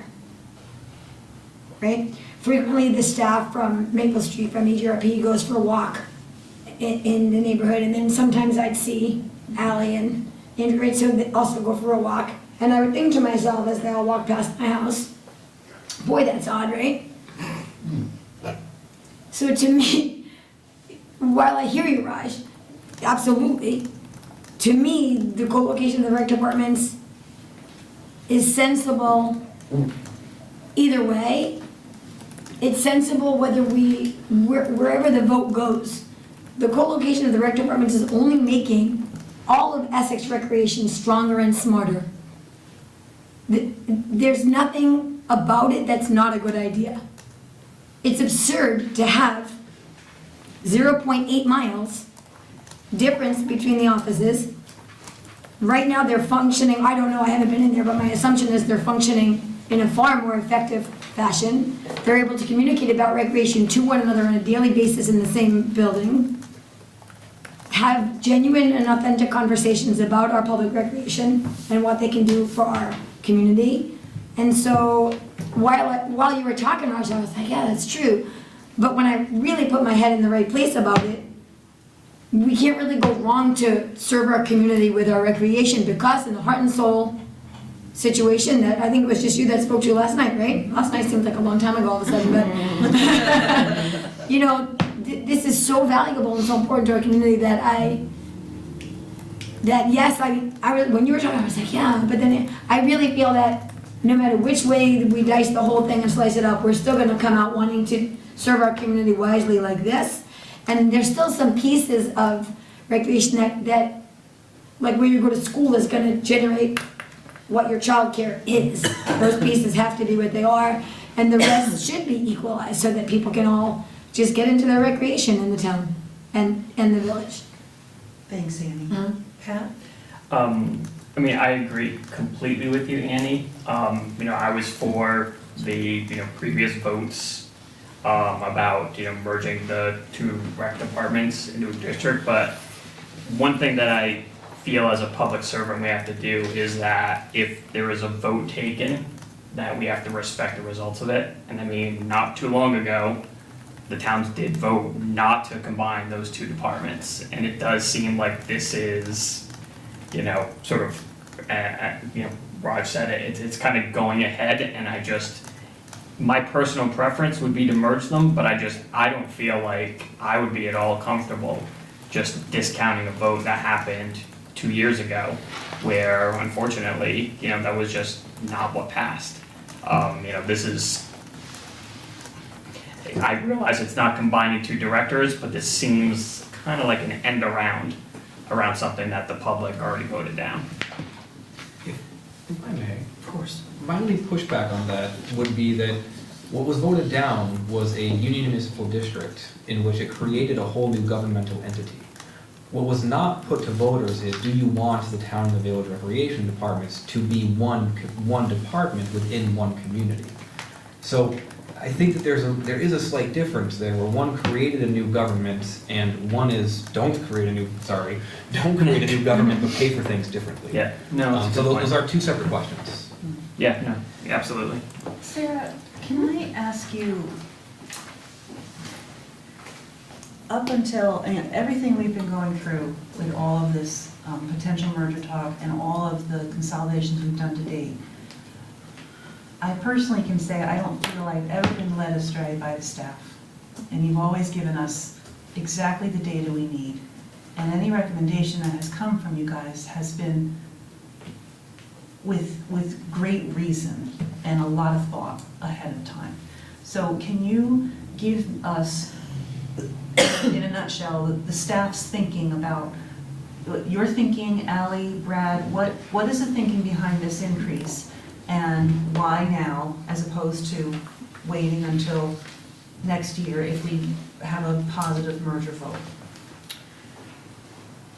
To answer your question, I can't do that in a nutshell tonight without Ally and Brad here to also talk about it. This is something that we started last year when we started talking about the co-location. This is the natural progression of that initiative that we put in place last year. This feels organic and like it flows out of last year's budget into this year and down the road toward how do we do things better and smarter to benefit the whole community. if there's curiosity at least about this item, then Ally and Brad will be put to task by yours truly to really flesh it out and come and talk about it sooner rather than later. And I'd be happy to assign them that task when they get back from their national conference. All rested and reinvigorated. And full of new ideas. Yes. That we may or may not be able to afford. Okay, I'm sorry, Raj, you had your hand up. No, I mean, I just want to make it clear, I don't mean this just for rec. I want all consolidation to stop until this merger conversation's over. It's a great idea. I mean, we should have done this years ago. I was on the board that wanted the UND. We want some way to get them together. So it's not about whether I think Brad and Ally can make this the best rec department in the country. Absolutely think they can. I want everything to stop so we can have a baseline conversation about where we're at. If we keep doing this, then it's going to be harder and harder for us to explain how everything works if we keep consolidating things while we're trying to merge. That's just my, I feel like it complicates things, and it's 1 year. And as Dan pointed out, I'm going to have a tax increase from $165,000 to a rec program that I already have as a village resident. So I'm trying to understand, I want to understand more about what, as a village resident, how my experience is going to be 42% better. So your village taxes are going to go, if the only thing that the village, let's imagine that the only thing the village paid for was $165,000 for EJRP and nothing else, right, to simplify this, and the town paid for nothing. We can play that. Well We can play that timed. game. You, in that 165 was taken out of the pitcher and poured into the empty bucket. You would still be paying for that, but not as much as you were previously. So your town tax rate would go up some, but your village tax rate would come down more. This is not, hey, EGRP, we found you another $165,000. It's replacing village tax money Yeah. with town tax money. That's clear. And not increasing their budget by 165. That's clear.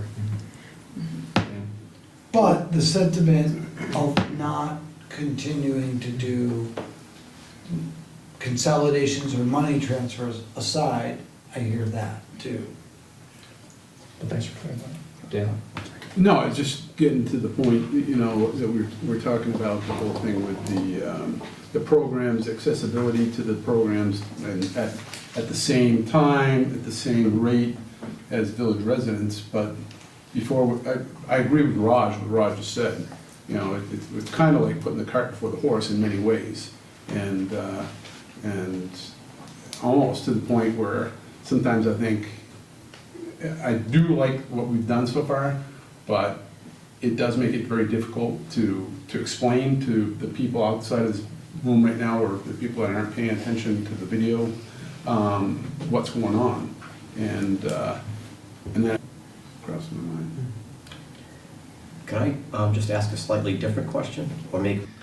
I'm a little concerned, we say do no harm, and I understand what you're saying here, but do we know what and I think I saw somewhere information about health insurance, Evan, but I don't think we have a solid, clear understanding of where health insurance is going. I'm concerned, and I think 2.5% overall increase is admirable, but do no harm, in my mind, I think we nevertheless have to say, do we want to have a level service budget, or is that what we're aiming for, or a level funding budget? You know, what are we doing here? And in my mind, in the village at least, we generally try to go for, within reason, we try to go for a level service budget. Maybe that's going to change, I don't know. But right now, I would hate to see one department have to cut back or get something that it doesn't want, i.e. decrease service, in order to pay for some other department's health insurance increase. And we all know that one or two people changing their health policy in our little departments can profoundly change their budgets. So I just wanted to throw that out there. I don't have a question so much as a comment that I think 2.5%, get it, do no harm, and let's try not to exacerbate the balance between the town and the village. I get it, but also I'd like to throw in there, I'm in favor of maintaining current service levels throughout the community, village and town. So I think we have to have some flexibility there. Yeah, and that departmental, that is a directive to department heads. When you come back with your operating, so non-personnel budget, Right. that's your goal. And if you've Okay. gone over that, you're gonna have a great reason. Right, and I didn't mean to cut you Yeah. off, Sarah, but I guess I wanted to just sort of say, that I read down here in building maintenance program, incorporate results of the space needs study. I didn't see anything in the space needs study that didn't have a gigantic price tag associated with it. Yeah. So I'm not really clear how that integrates or corresponds to the rest of the theme of this whole thing. I would say, if anything, you maybe want to hold off on the space needs study for a while if you're going to try to keep the rest of this going. That is likely more of that's likely more of a bullet point for the capital budget, which Okay. is, the rest of this is really general. Okay. Go ahead. So You're I certainly appreciate the part of do no harm. If you can understand that the gap between the village and the town is the village's 3.5-ish million, et cetera. If the village goes up by, say, 4%, and the town goes up by, say, 3.5%, that gap gets wider. So we're trying to be cognizant that the things that the village does and the things that the town do affect each other and do affect that gap. We want to be mindful. That's where this comes from.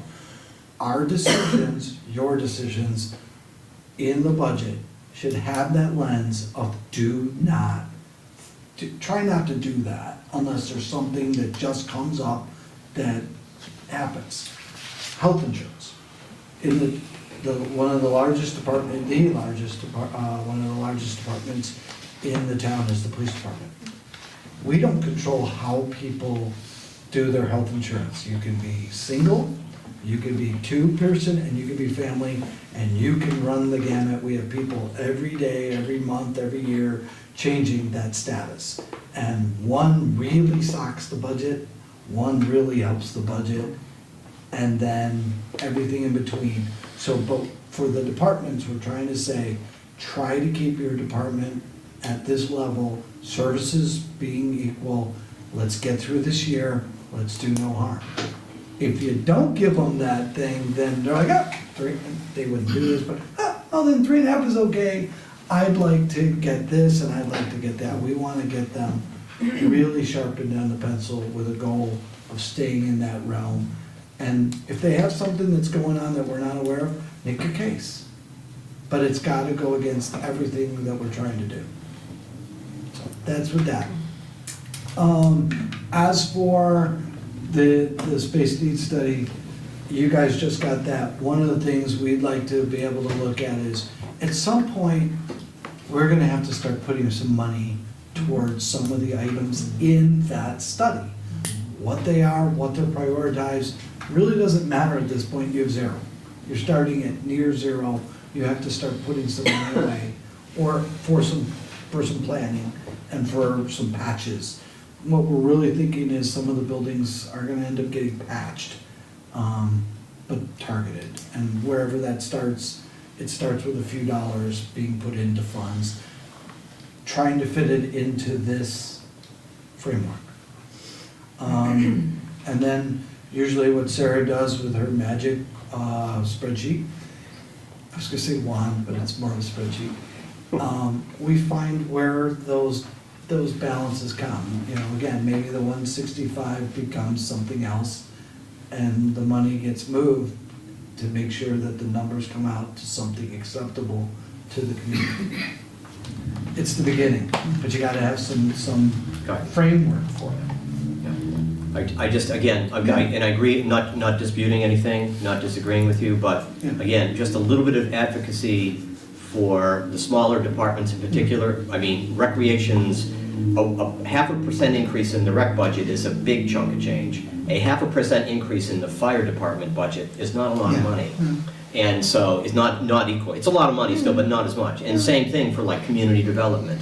Library is still pretty big, but some of our smaller departments, we don't want to, if they have been waiting and they really need something, I would hate to say, okay, maybe we need to ask rec or one of the big ones to actually put down their budget a little bit, so Right. the other people can have a little increase this year. But if the big budgets of Right. rec, library, police or whatever, I'll go village and town village, you know, the big budgets are library and recreation, and capital, et cetera. If they rise higher than say 2.5%, they do affect every other budget. Yeah. That's why we're trying to get people focused in on really thinking about 2.5%. Would that equate to 2.5% total budget? Not exactly, because again, there are certain things that are outside village. You got me saying this. There are things outside of budget of a department that affect the entire budget. Health insurance, wage increases in general per contract. These are just things that are, you know, we have to keep, and then there's capital and our capital expense, and debt. So these are all, they all go into the pot. I can't do Sarah's thing from last week, but they go into a pot, and then we look at it and see, how do they top out? What's absolutely necessary, what could wait a little bit, and try to keep it. But with wages and health insurance this year, we will try, but it is, I sent out an email, I don't think anybody in the state should be shocked that Blue Cross and Blue Shield rates are going up anywhere from 10 to 14%. Ours is looking at 12.5%. And we are looking seriously at other vendors. There's MVP and others. And as I mentioned in one of my emails, Blue Cross and Blue Shield is shedding members, they call them members or lives. And my joke was, maybe it's because of their rates. I don't know why, per se, they're not doing as well, but we are not likely to be able to absorb a 12 to 14% health insurance increase without making some changes. And then stay in a budget that the residents can afford. But it's like week one. So if you're looking for big picture kind of ideas here for the budget, from just my perspective, I'd like to see the budget not be, the whole budget be no more than, say, 3%. This is kind of a special year that I'd like to really not do additional cost sharing beyond where we have today, because we're really taking it to that next level if that's what the residents want. And I know we have contracts that require, you know, certain raises, and that's going to take, you know, a big chunk of that, say 3% or whatever. So I don't really see this recreation thing shifting being appropriate for this budget, in my opinion. Though I think the reasons are good of why it's coming forward, but because of the year that we're anticipating, you know, with this vote, I think it's best to stay status quo in my view. But if we can do the overall budget to be less than 3, that would be cool. But I think to do that, you're not going to be able to shift that rec. That's a big chunk of change. Again, even though I know it's for really good reasons, but this is kind of a special budget year in my view because of what we're proposing in November 2020. So if it were different, you know, we didn't have that vote, then yeah, I think that's the right way to go. But I think the circumstances, in my view, are different this year, and I'd like to just express that. Good, thank you, that's very helpful. We appreciate the input. It's just my view. Any other select board, Andy? The last thing you have on the list here is Community Justice Center funding. Is that a proposal for a change to it, or is it just a matter of? No, right, that isn't very, that's not very I can touch on explicit. that. Could you, I also do want to say, I would like to, they've sort of been off in the shadows and grant funded and not really shown as part of the town budget. And I would really like to sort of, even though they are almost completely grant funded,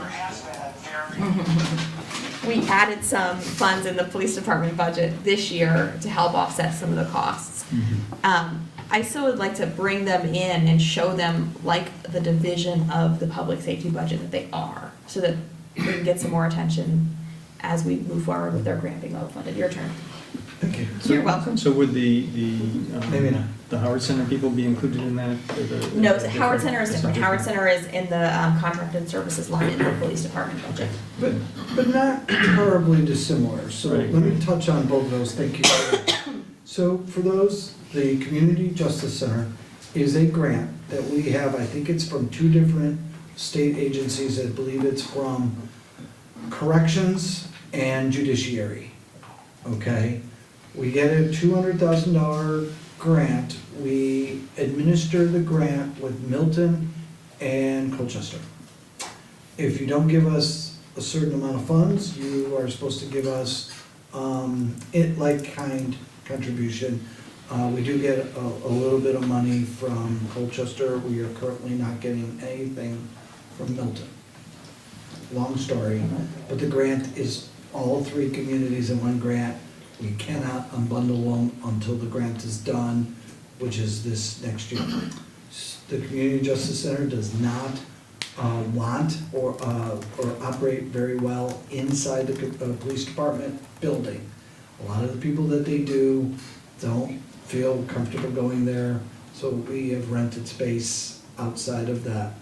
Their grant is capped, but they are town employees, so they are subject to our personnel rules, therefore they get pay increases, but theirs is capped. So we want to look at how we're going to continue to fund CJC, which is Community Justice Center, going out further, understanding that their grant is capped and the money that we're spending is not. And the work that they do in our community is not. So they occasionally have budget requests and other things that take from the police department budget. So we're kind of trying to figure out what happens to them and our program as their grant is kept and our costs go up. So we need to start budgeting, and then one day, there's always talk about state and grants and where that goes. And then do you end up, one day the state says, we're not doing that program anymore, or we're cutting it in whatever percentage they do, and now we have this great program that does things in the community, and what's its impact? Back to Howard Center.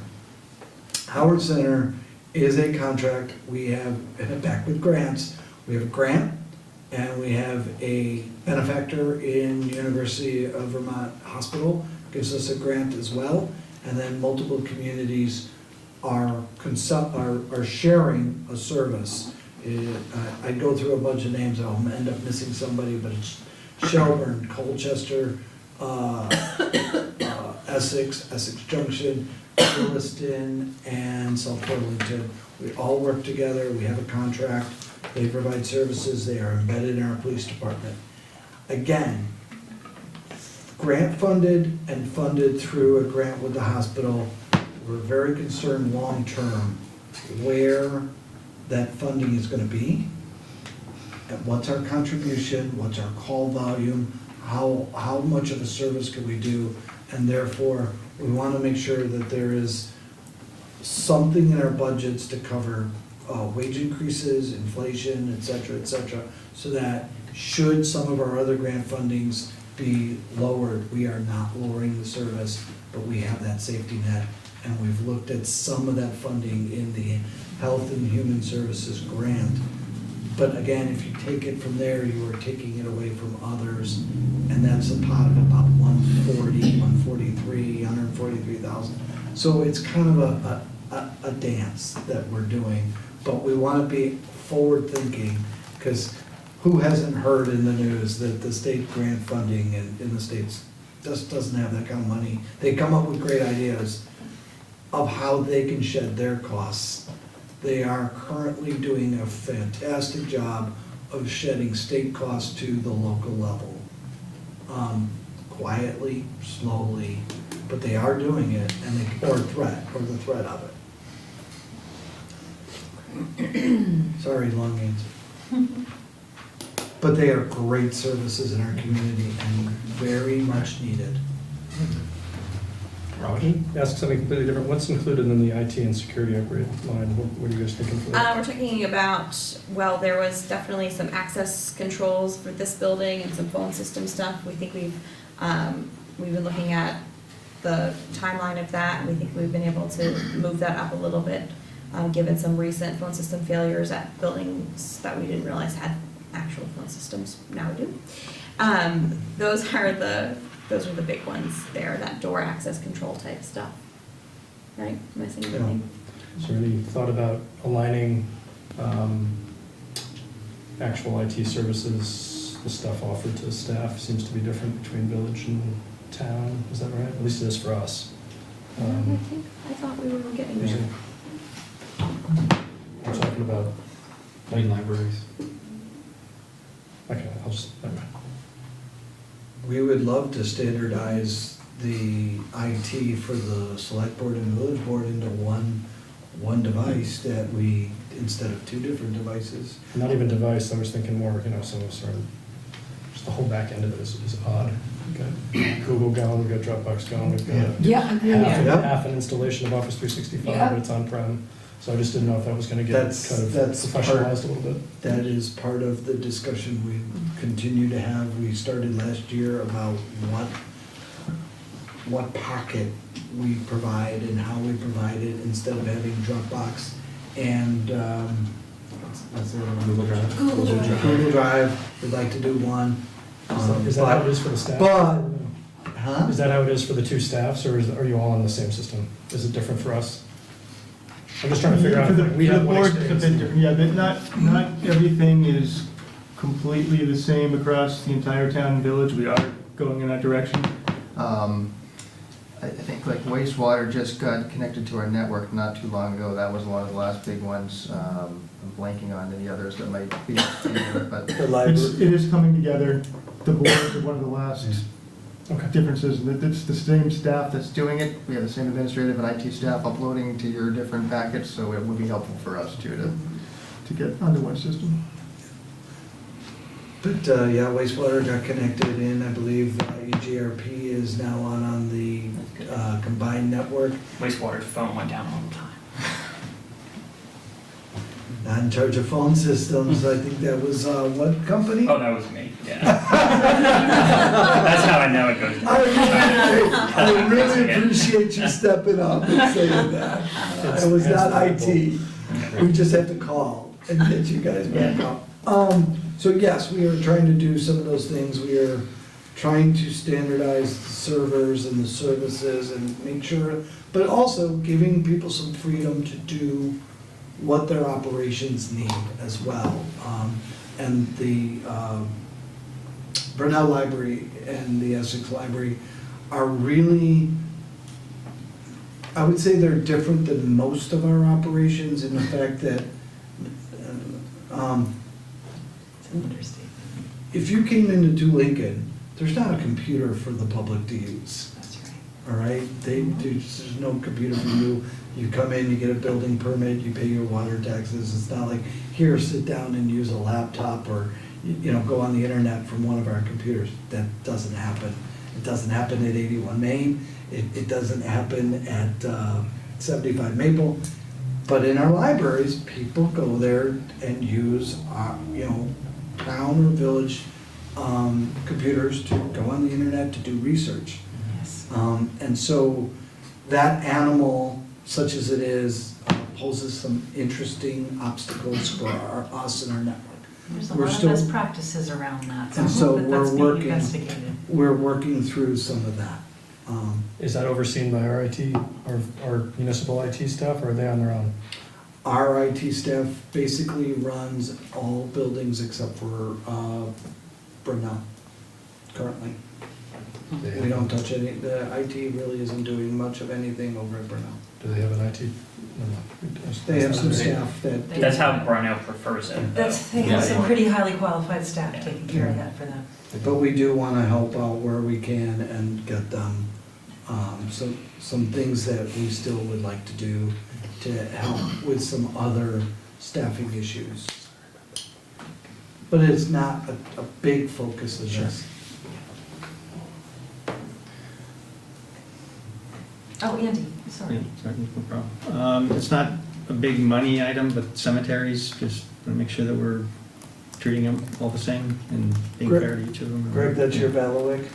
She's Mr. Cemetery.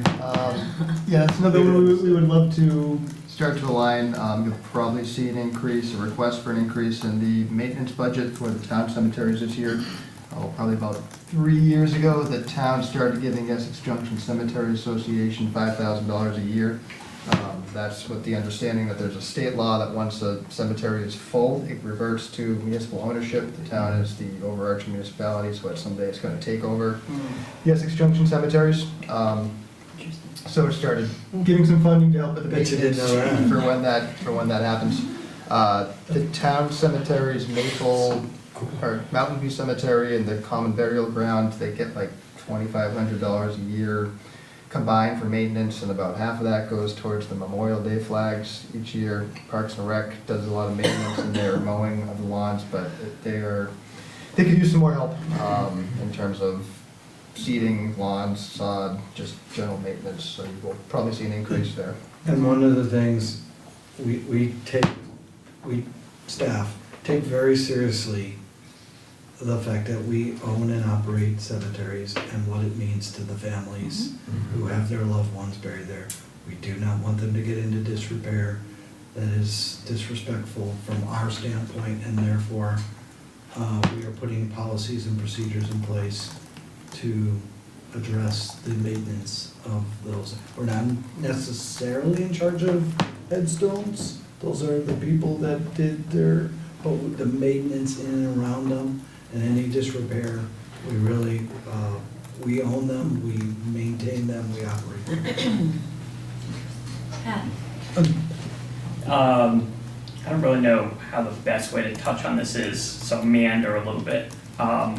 Incorporate the results of the space needs study and capital. Like we talked about it very briefly earlier. We got the results and the recommendation for maybe what should get tackled first.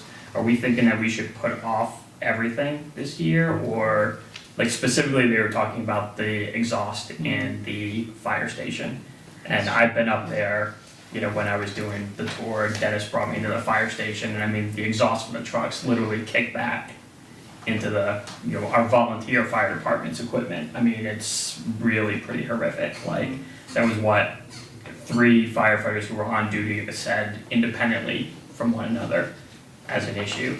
But because of, you know, this year and the merger, does that mean that we don't want to look at any of that stuff? Or if we're thinking about prioritizing maybe one project, should we discuss which project?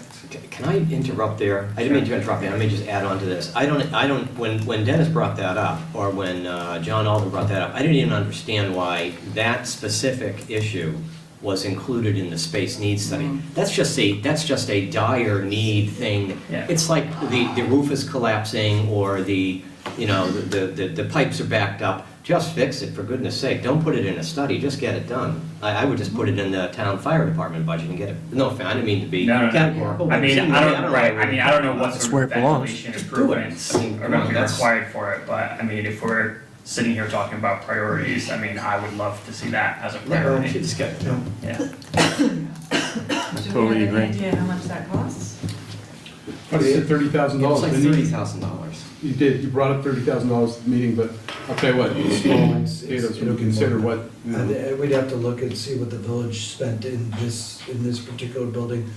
I'd have to find out, I can't answer the guess. I wouldn't even say it has to wait for this new budget. No. Yeah. I mean, I don't know if there's funds from somewhere, but that seems like it's an important piece to at least see if there are funds to be able to address that sooner than waiting for this budget, this next budget. Is there anything we missed in our list? Is there? See, Andy saw. Can I ask another question? Of course. It's my last one. Yeah. Don't box yourself in like that. That's what I thought. I was like, Andy, don't say that. That could be a problem. I'll sit on my hands after this. We have a 2-cent capital tax, but then we also have, and sprinkled with various other accounts, transfers of operating funds into capital.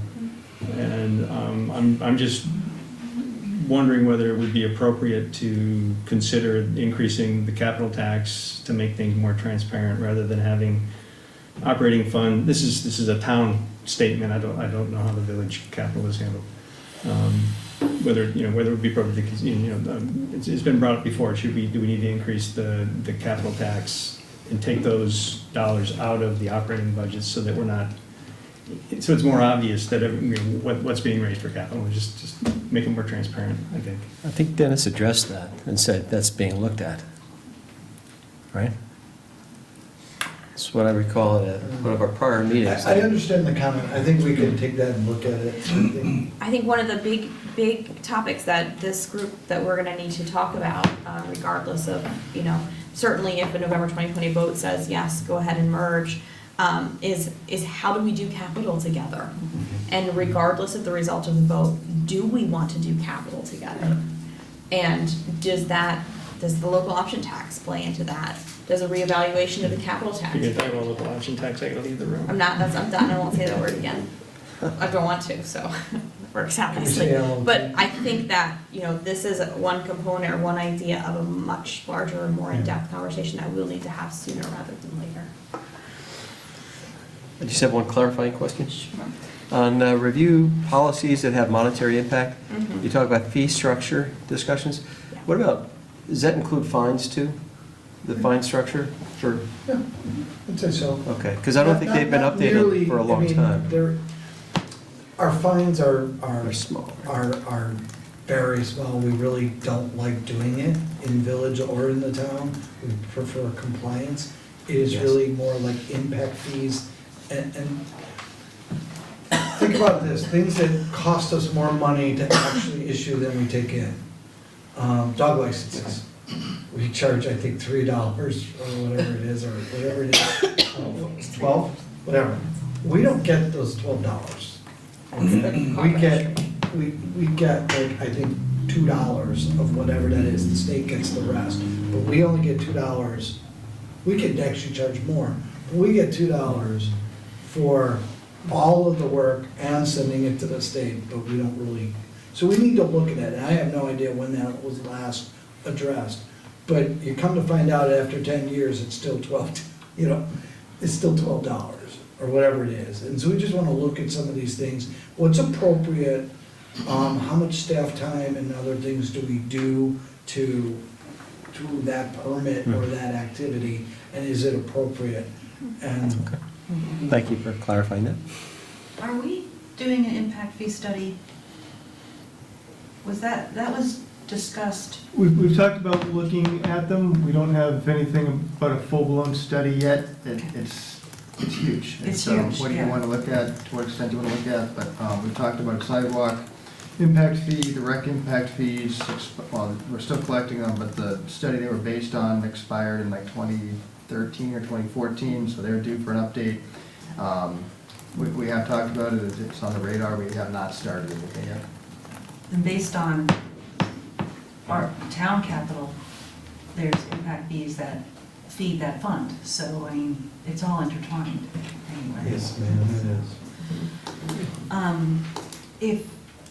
If any of the select board members, before we wrap this conversation up, I'm feeling like we might have gotten to the point where we're all set. Sarah had asked for a consensus or sense of the boards about the rec transfer. So can I ask select board members to just give should we look into it, or should we ask staff to explore it more deeply and come back to us, or not bother, or that's a choice. Ask staff to look into it or no. Can I hear from select board members about that? I said my piece earlier. Right. Because I think if we want to prevent the budget from going, say, above 3, that's just my idea for a cap. I think that 165 is going to end up being sacrificed, and I'd hate to have you do a lot of work on it and then say, no, we don't want to do it. So I would say, again, because of this budget and the vote coming up, I think it's kind of a special case this year to say, let's not do that. Even though I know there's really good reasons for it, but I don't know if this current budget we're going to be working on is the right place for that yet. Pat? I actually agree with Max. I recognize that there would be a lot that sort of would go into it as far as aligning fee structures and access and everything, but I just don't think that now is the right time.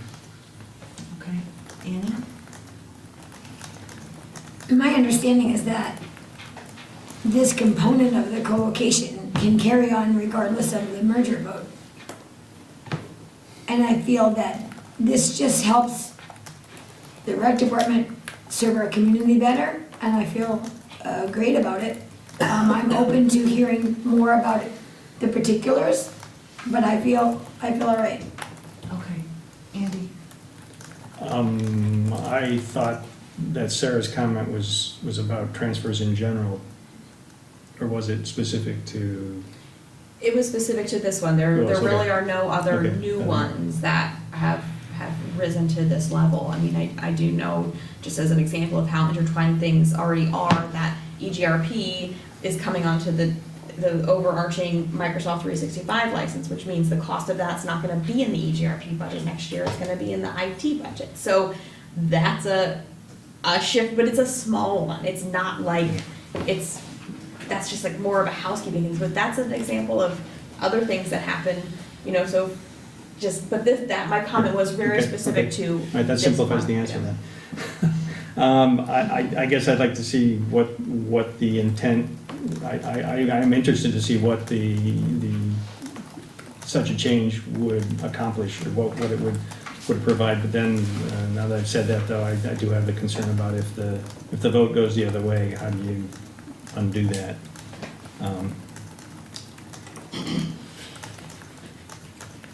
So I'm on the fence. Got it. I would like more info, Sarah. Mainly because when you guys make a recommendation, it's usually warranted, so I want to understand it fully. Okay, thank you. All for your input. Same question to the trustees. I'll speak, I just have because I'd like to just I would like to just, as long as Sarah understands where it's going, that we may say, yep, nope, thanks for the work, but no, we're not gonna do this. You don't mind doing that. But the last comment here, if the vote goes the other way, we'd have to undo it. I'm not clear what you mean. If you went ahead, let's say we had some brilliant formula where everybody saved money and yet you continue to consolidate recreation departments, and let's say we had a vote for consolidation next November and it was defeated, why would that necessarily undo what's been done in the recreation departments? I'm not seeing necessarily a correlation between the two. I'm not getting it, I don't anticipate that a negative vote next November is going to undo anything that's already been done. Am I alone in that, or does someone have a different understanding? Can I just say that it's not really, the vote itself, George, would codify the thing. Basically, anything we've done right now is just on a handshake and a wink and a nod. There's nothing really, there's no. Well, there's some MOUs. Right, but, I mean, that. It's better than a nod. A lot of things can be undone, really. I mean, it just, the whole idea of a vote is really getting the whole community, rather than these MOUs that are established based on, board, discussions and working with staff and everything. That's the big difference. Okay. You also have annual meeting votes. Right. So, George, did you say you were? I'm in favor of looking into it. I don't know, I want to see the more details before I approve it, but I just want to, I'd like to see more details of it. Sure. Rob? I would think it made myself, I'm not crazy about the idea, again, I'd rather just keep the consolidating stopped, but if I'm hearing from leadership that it's okay to kind of, if people want to see the work and the work can be produced, sure, yeah, I'll take a look. I mean, if George and Elaine are saying, it's okay with me that staff do the work, even if we don't do it. I don't mean it that way, I just mean. We're not slave drivers. No, that's not what I meant. That's certainly not what I meant. That's certainly not what I meant. I would like to see the consolidation on all, period, on all departments going forward. I am always curious to see what Ally and Brad come up with. That's right. So there's a mixed message. Curiosity. Right. It's a mixed message, but Amber? if. Amber? I agree with George. I'd like to see what you guys can show us. Okay. Yeah. I'm in agreement with George. I hear what Raj's saying, but I'd like to see what they're, what they're thinking. I mean, I would agree, so let's see what they're thinking. Great, so I really appreciate that, that's very helpful. Just want you guys to know that that's like super clear, direct, like I can now count up. And I can see that enough people are curious about what this would look like to ask Allie and Brad to really put together something more detailed. It's not gonna be completely what it would be if we were like, rah, rah, let's do it. But I'll have them work on that, and then we'll come back and we'll start talking about that early in the budget process, so that we can decide yay or nay before we get too deep. So thank you very much for all of your input. Budgets are due back to me no later than October 28th from department heads, capital and operating. They don't know that yet, but they will tomorrow. And so if you think of something in the middle of the night, like, I forgot to say that, just please email in those ideas if you've missed something before October 28th. Thank you. Well, I don't think the trustees have really had a chance to go around if there's anything else that was desired or any clarifications. I know one of the things I want to echo George's sentiment about the do no harm and not to read services, about having the flat service budget and making sure that we don't shoot ourselves in the foot. I have a question about the question on how do we approach capital together, and I don't really think that that's something we can answer, given the various, I don't think we understand each other in what we currently do, what together would even look like. So I think that some research could be helpful in terms of what the options are. And I think really that's gonna be also kind of dependent on next fall's vote outcome. Right, but is there a specific thing you're looking for us with this question? Oh, did I put it in there? Yeah, in here it says capital, how do we approach capital together? Are you looking for us to answer that tonight? Well, we're kind of now looking for the future discussion of how, are you interested in how we would do capital together? If you guys say, no, let's wait for 2020, but we think there's opportunities for synergy of how to do capital together. I think we can't not have that conversation in conjunction with the modeling that you've already started, Sarah. I think it has a huge impact on those models. I think it needs to be discussed separately, it's its own topic.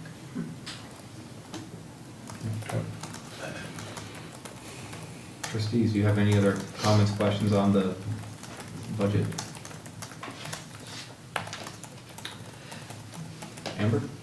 The only thing I'd add is to Patrick's comment about the fire station. I think there were a couple of other pieces in that report. I can't remember off the top of my head what they were. Obviously, that was the biggest one that stood out, but even with the village fire department, are there other things that need to be incorporated now and just be done so that everybody is safe? And most important piece.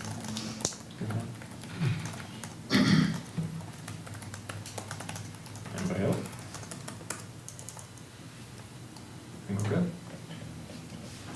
Okay. Thank you all very much. I am, yes, that was very helpful. No operation on for me. What? Okay. So item 5B is the discussion of the FY 2020 budget schedule, where we envy trustees for having a single meeting. I would be so open to making that change if more than 50% of the select board members really did envy that on the trustees. That was wishful thinking on my part. I think we've had this conversation before. I think you have. It's difficult for some members to take time off work for a full day, for budget day on the town side, so. Okay.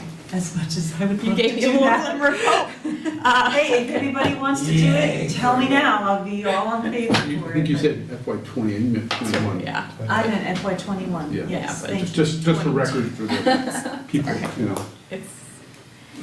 It gets confusing.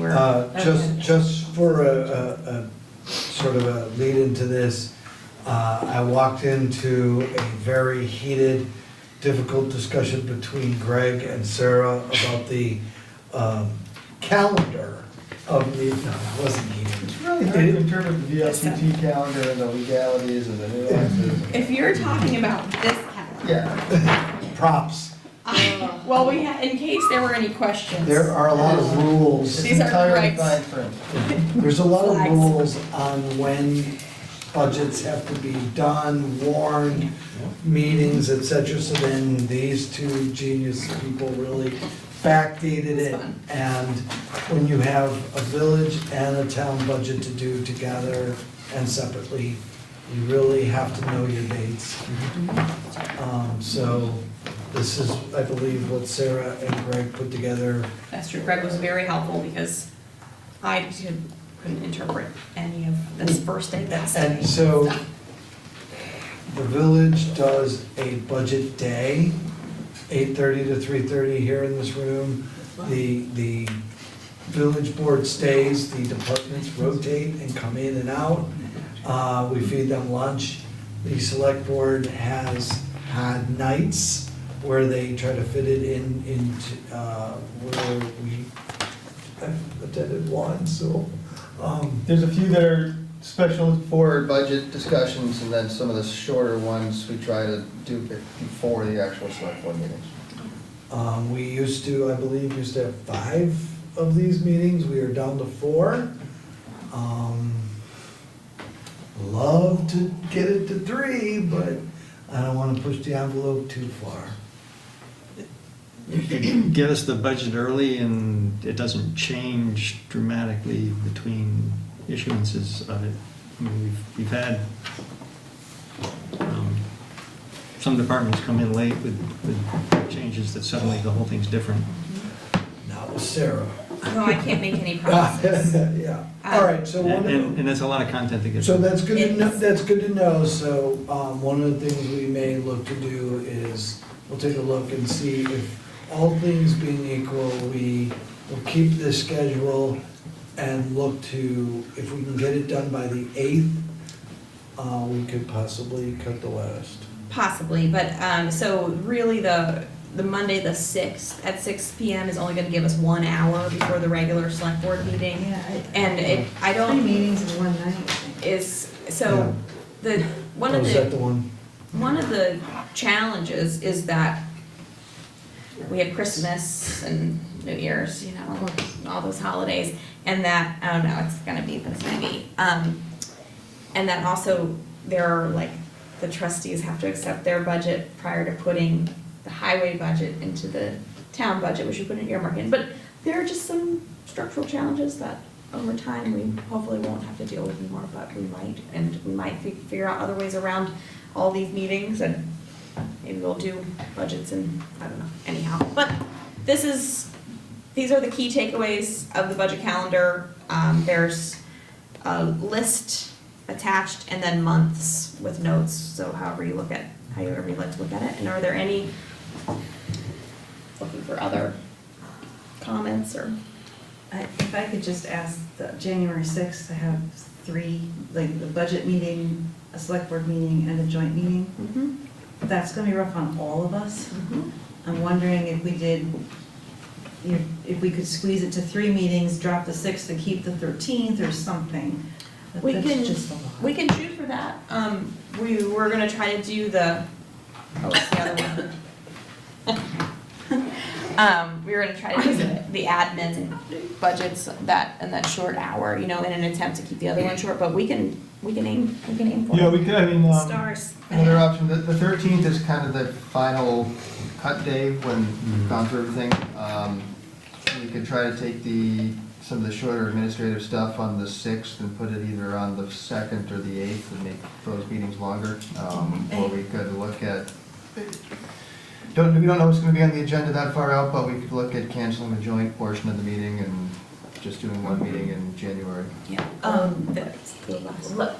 That was my personal preference, but understanding the pressure we're under for time and the volume of department work that we have to do, let's leave it there. But if we could avoid that. We'll do our best. Or see if the select board portion after the budget meeting can be kept short. It's hard to predict what's going to be on there, but. Right. Because. Best laid plans. Right, Mhm. exactly. But that's good direction. Yes. And these are not new dates, these are dates that we've already been given, right? Mhm. Are they? Okay. Because they're on my calendar. Good team. From the trustees' perspective, I know at our last meeting, I brought up the concept of this is how we have historically done it, and do we want to keep doing it that way? As there are certainly pros and cons to both ways, given that yes, it is a day out of work for those of us on the board, and it's a day in work during work hours for those of you not on a board. So there are certainly pros and cons to both. And I think that we as trustees may want to, I'll go as far as to say, I think on our next agenda for the trustees, we want to revisit this and have a formal decision at that point of whether we're going to continue with the way we've done it or make a change and do something different. Different how? Well, do we want to do it in a way that's less convenient for staff, but more convenient for those? Yeah, I know it. Sure frame it that way. All like it is. But we can wait for our next meeting for that. I don't think we need to do that right now. I'm good with this right here, but I'm very flexible during the day, so that's just me. I know we have others who don't have the same. We have had select board turnover. I mean, would it be worth putting it on the agenda for next meeting to see if we could fit it all on a day? I'd be happy to discuss it. Yeah. Yeah. Just do a whole reverse one practice. You guys do what trustees. Please don't do that. That's You've seen the thickness of that book? What's that? You've seen the thickness of that book? No, I haven't, but. Oh my God, it's a lot of content. Yeah, I will say that You do it electronically now. His budget. Yeah, it's right, it's electronic. Yeah, I mean, I'm dealing with an 81 million in during the school, so. It's just a yes guy. I mean, it's just it's worth discussing. Sure, that's what you came here hoping for. Sarcasm. What? I'm not coming here looking for sarcasm. Thank you all. Yeah. So if we're good there, going to 5C, update from the governance subcommittee and next steps in a possible merger. Is this George Matt? Well, I think, yeah, I'm happy to lead off, but I think, Greg, did you want to lead it off a little bit? Did you actually authored the beginning of the memo and I just contributed to it. Did you want to? Sure, so the governance, I didn't mean to cut you off, George, you still going?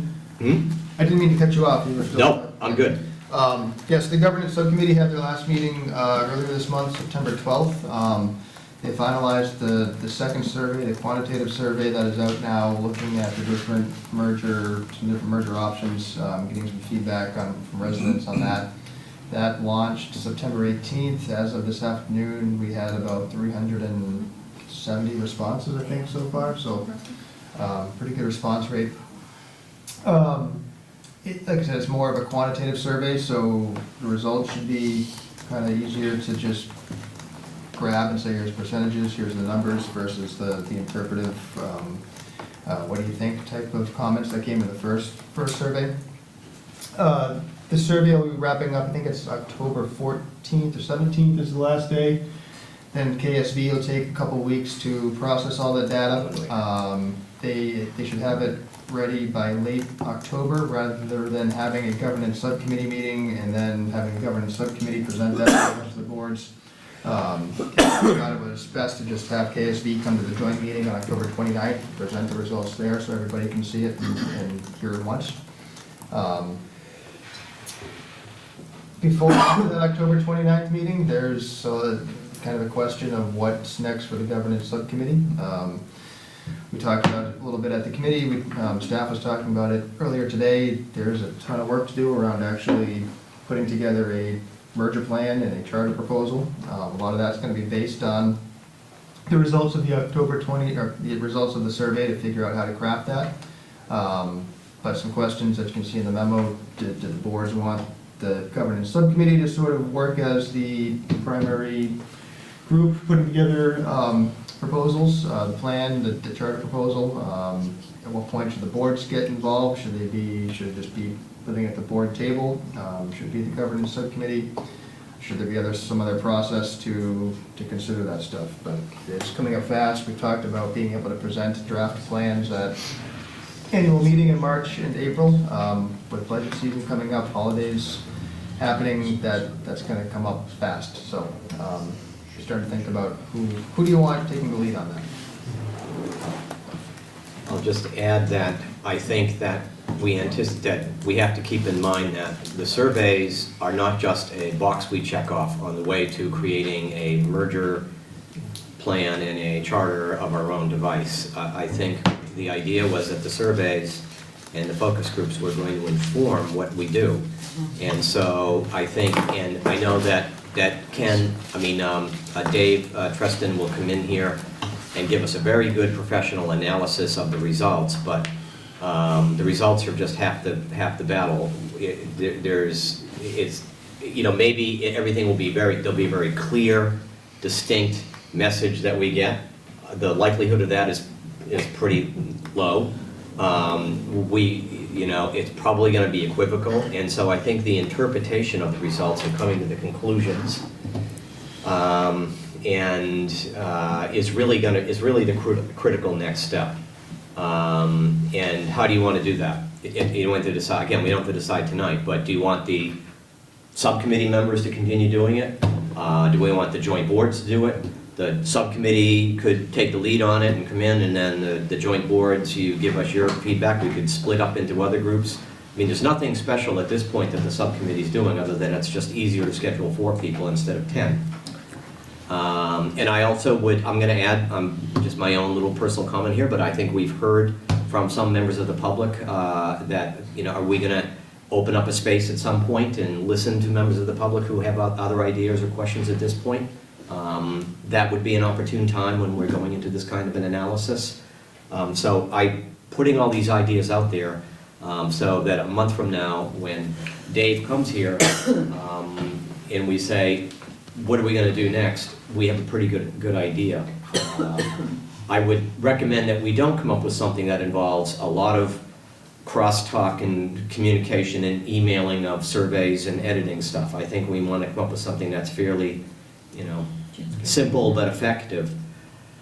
And also, as Greg mentioned, we're going to meet. Max and I are going to meet with Ann and Evan just to talk about compiling all the information, the subcommittee reports, the legal information that we've received from Dan Richardson, the finance information we've gotten from Sarah, and just try to catalog it and organize it in a way that we can all see, and we can kind of use that as a handbook for helping us interpret their survey results. That's that. I'm done. Thank you. Yep.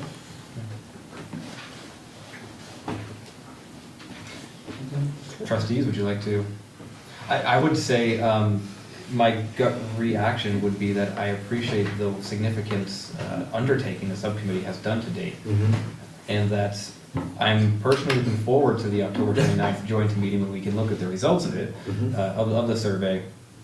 And what I think would be beneficial is when we have that presentation, we as two boards have a better understanding of what we will then need to do with the information. Should the results say that yes, the community is in favor of a merged community, so what does that look like? Do we want to find ourselves where we say, okay, governance subcommittee or whatever it shall be, go do some work of what does a merger plan look like? Personally, I'd love it if the subcommittee were able to look into what does a merger plan need to have, so that way, again, we can hit the ground running should the results from the survey indicate that that's the direction the community wants to go in. So that's where I would like to see that happen, is to do some of that researching legwork. Okay. Okay. Which that's something you guys can do in the meantime while the survey's in the field and you're waiting for the results to come in. I'm wondering if we have reached a new plateau in our process here, and once the results are presented to us, I do think both boards need to have a conversation saying, what do these mean to us? Is there some overwhelming message? And what if the message is stop? We need to have that conversation. We have agreed that we're going to get to a point where we're going to make a decision. Are we going to do a plan? Right. And we have to make that decision. Should the decision be made that yes, we're going to keep going, we're going to come up with a merger plan, we would need a list of topics, like what are the things that would be in the plan? And then I would like to suggest that we constitute a charter committee and disband the governance subcommittee, because it is an ad hoc, and because I feel like we're moving into a new stage, and the governance subcommittee has provided an enormous service to us in terms of doing all that legwork and all that interaction. But this is a new stage, and so maybe we should be thinking about who should be on that committee, how often it should meet. I think it's, the other towns, when they start getting ready to do this process, they form a charter committee. Right. So I think that might want to be considered as our next steps. Yeah. But I just one note, I think that Greg and Ann have done a lot of the technical work for us, and they've certainly been a big benefit in getting information. You know, Absolutely. we ask a question and they go and they find the answer, and so they've really helped us with that stuff. Would it be valuable to check in with Dan Richardson as a group, or? That question has come up. You know, it's almost kind of like having Chief Gary here tonight. I'm not really sure, yes, but on the other hand, I'm not really sure that we have a specific question for him yet. I have no doubt that we will have lots of questions for him, but I think that we have a lot of, Dan has supplied a lot of stuff about charters, and if you talk about a charter committee, I mean, and we know, probably on the subcommittee more than the rest of it, we know lots of stuff about charters now, and what the process is, and what you can and can't do. So I think that there's already a wealth of information. I mean, happy to have Dan, great guy, always great to see him, but I don't know that we have a specific question for him just yet. So that's my only thought. I don't know, Raj, Andy, what are you thinking? I think the handbook idea, Yeah. you, Max, and maybe there's others, I can't remember. I think that's great, and that's Okay. gonna really kind of, you know, if that includes an outline of Right. what's in a charter at the, you know, as an appendix, then, or as a primary section, Right. that would get us, or whoever, off and running, at least in terms of, I think it's a great idea, thanks for doing that. Yep. Annie? I agree. I was already having a thought that it feels like it's time to, so I'm just supporting your. Time to change gears. Evan and Greg? So if you are thinking of some type of committee, you should be thinking how many people Correct. on each side, what are the parameters, and you also need to start thinking about what's their charge Right. and what is not their charge. Scope. And again, maybe some guidance, because again, I'll risk of repeating myself. We have used the services. Do not try to break new ground in law for the structure in which they work in under and what they. But it's gonna need to be a quick turnaround to get appointed and get working. Yeah. So if that is the case, I suggest you may wanna keep it small. Yeah. Because you are gonna try to get every person you add on both sides is going to make getting a meeting exponentially harder to schedule. Agreed. We know that from having 10 elected officials. Yeah, absolutely. Greg? Ditto to everything Evan just said, and then in terms of putting that committee together, my thoughts to run by you now are put something on the agenda for next joint meeting on October 7th, I think it is, of here's a task for this committee, put the advertisement out there. Oh, yeah. Oh, Shoot. we just can't. Do it, Mike, you can do it. What else much You can do it on the 20th. We can bring it to both boards separately on the 7th and 8th and look for authorization to get some feedback and have staff finalize that. And start advertising probably on October 9th, if that's the case. Probably bring something back to you potentially by October 29th. Maybe people who are interested can come to that meeting, hear the results from KSV, and then look to get appointed by the boards that night. I'm just thinking aloud partially. Can I interrupt? I don't mean to interrupt, I am interrupting you, but I'm gonna say, I think you're right, I think the process is right, but as Elaine alluded to, you could get a result on the 29th that says, put the brakes on this whole thing. I mean, then you have a room full of people that you've gathered together to be on a committee that's not gonna go forward. And I'm not hoping that happens, and I'm guessing that's not what's gonna happen, but can any of us say that that's absolutely not gonna happen? No, that's a good point. And I was thinking more towards that annual meeting deadline of putting something together and trying to get people up to speed, but no, that's a good point. So maybe you're talking early November, if that's the case, to make that decision. And I just want a quick aside, you just mentioned that Ann and I have been doing a lot of work on this. I've been doing some work. Ann has been tremendous. She's really getting into the technical stuff. She deserves most of the credit for that. And just like maybe between now and whatever date that is, think about the size and composition of said committee. It really does not take a lot of people to do this, and when you start and George, you're a writer, and so you start doing collaborative writing. We see a lot of collaborative writing from the board here and stuff. The fewer writers, the better. Raj? I'm thinking hybrid committee. I'm thinking, so let's see what the result is. Let's see what the board's consensus is as to what we're hearing for a message. Maybe we come up with some template with some options in it. I'm worried with the timeline we have that if we look for, and I'm all for getting public involved, especially now, but if we look to start from zero, knowing how complex this issue is and writing this thing is, I maybe one thing we can consider before our next meeting is, do we make this a hybrid?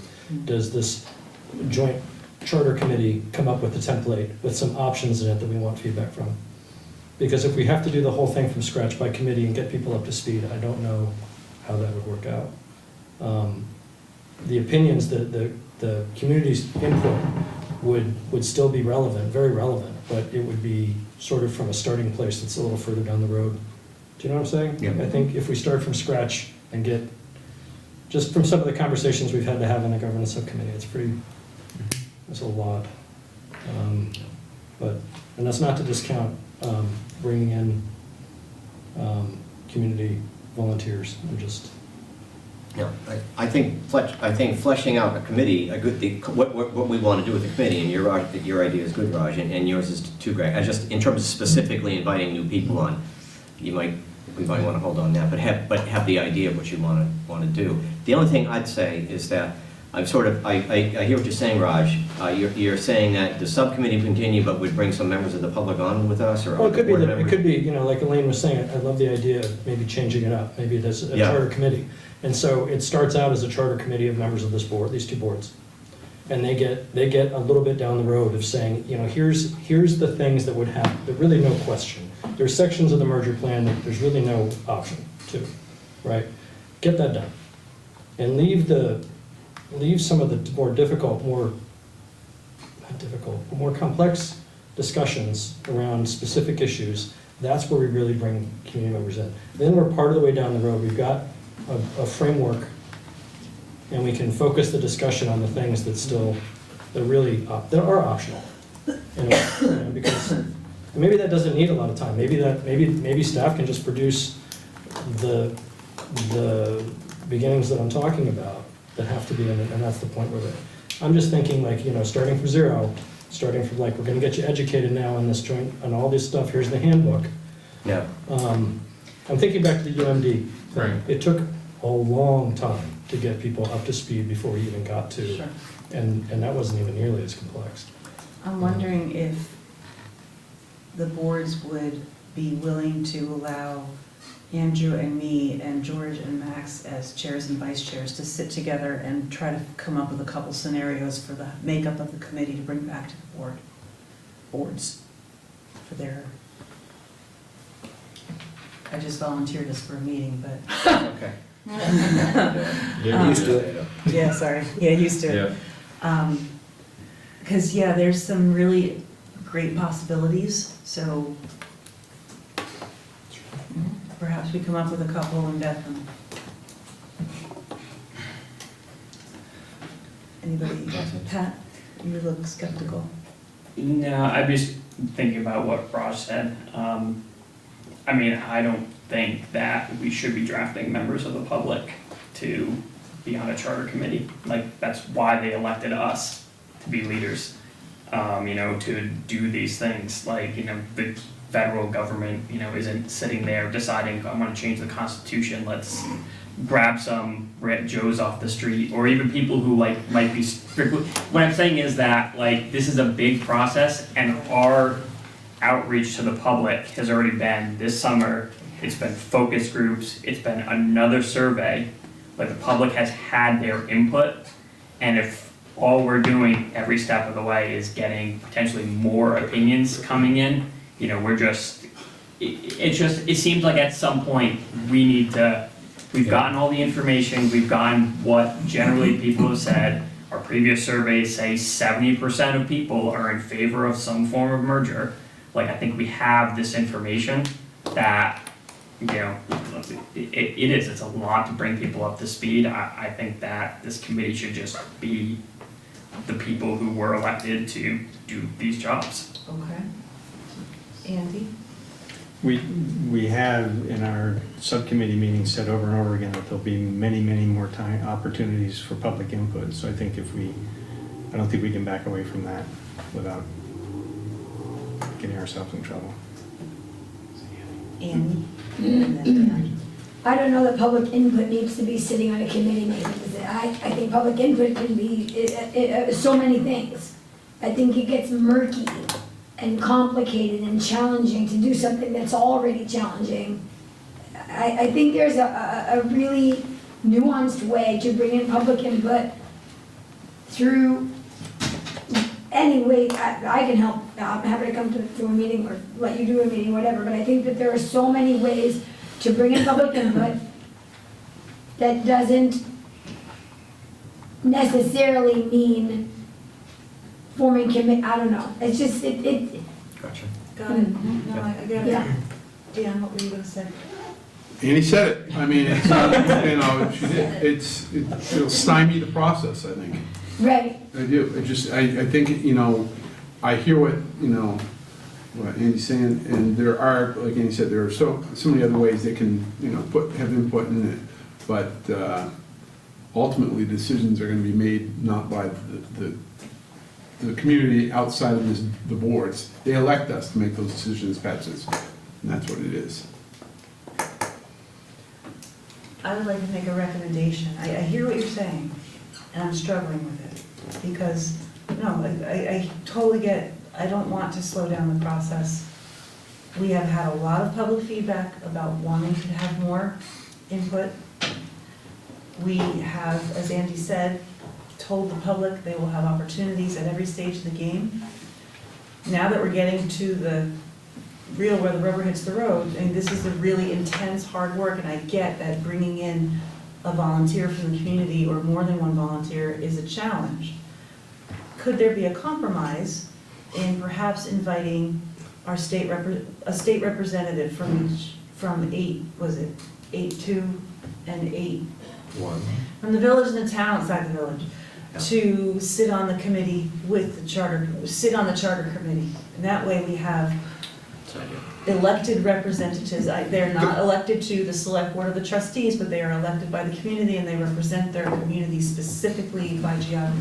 That goes counter to the whole process that was brought up. Bruce Prost brought it up and, expressed that why aren't former board members able to get on these committees? And now here you're saying we're going to introduce at least one of those members was on one of these boards. I think I Were heard. you talking about? Of one. Yeah, What right, I'm saying is that's what I'm choose saying. one And just, I state can see where they representative. could come back to bite us. I understand what you're saying. We just, I'm suggesting one state representative from the village and one state representative from the town as a consideration to put on this charter committee. Just a thought. We're not voting on anything right Yep. now. Interesting. Andy My state representative lives in lives Westford. in Westford, Yeah. right, so, yeah. Be very objective. Yeah, I think another difficulty with bringing a member or multiple members of the public on board is that there's always going to be people that say, well, you chose these people, you wanted to get who you wanted on this committee. At least if we're choosing amongst us, all of us have been elected, so the public has already had their say in who's sitting, at this table. I mean, I would just feel more comfortable with the committee being made up amongst the current board members that we have now. Annie? I was at someone's home at a gathering the other day, and somebody came with a lot of misinformation and asked me a lot of questions about some recent communications they had heard. And we sat for a very long time, and I had a great opportunity to explain how meetings had gone and that interaction alone, I think the people I was speaking to felt really heard. And I think that if we were to have listening sessions, or I really think, or even the other night when we stayed after and listened, I think, last night, again, I feel like I'm doing last night. I just feel like it's so valuable to get heard, right? That's all I ever want, is to get heard, and you all do that for me very nicely.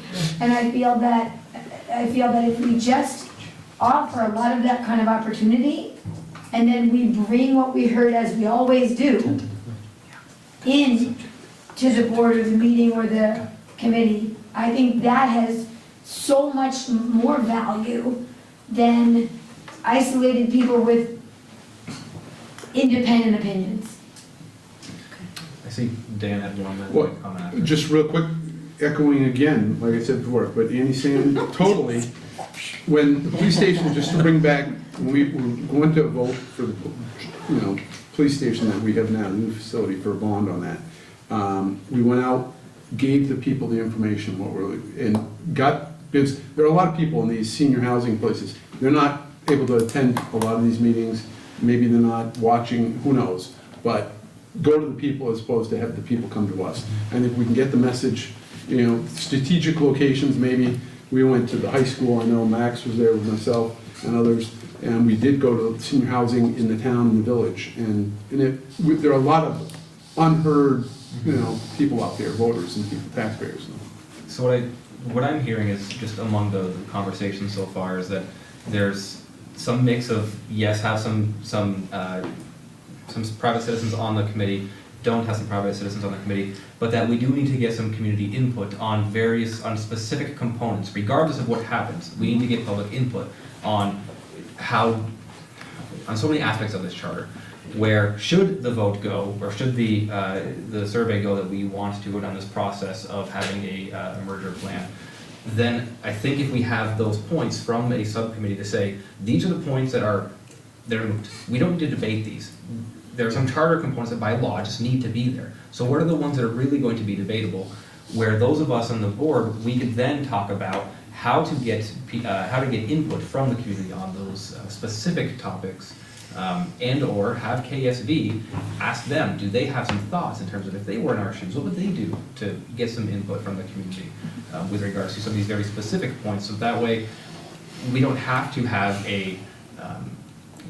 we can try to find some hybrid way of everybody getting what they need, while still being able to get the work done, so that we don't find ourselves just making decisions at the last minute. I don't know who got first. You two fight that out. I don't know, either, it's pretty quick.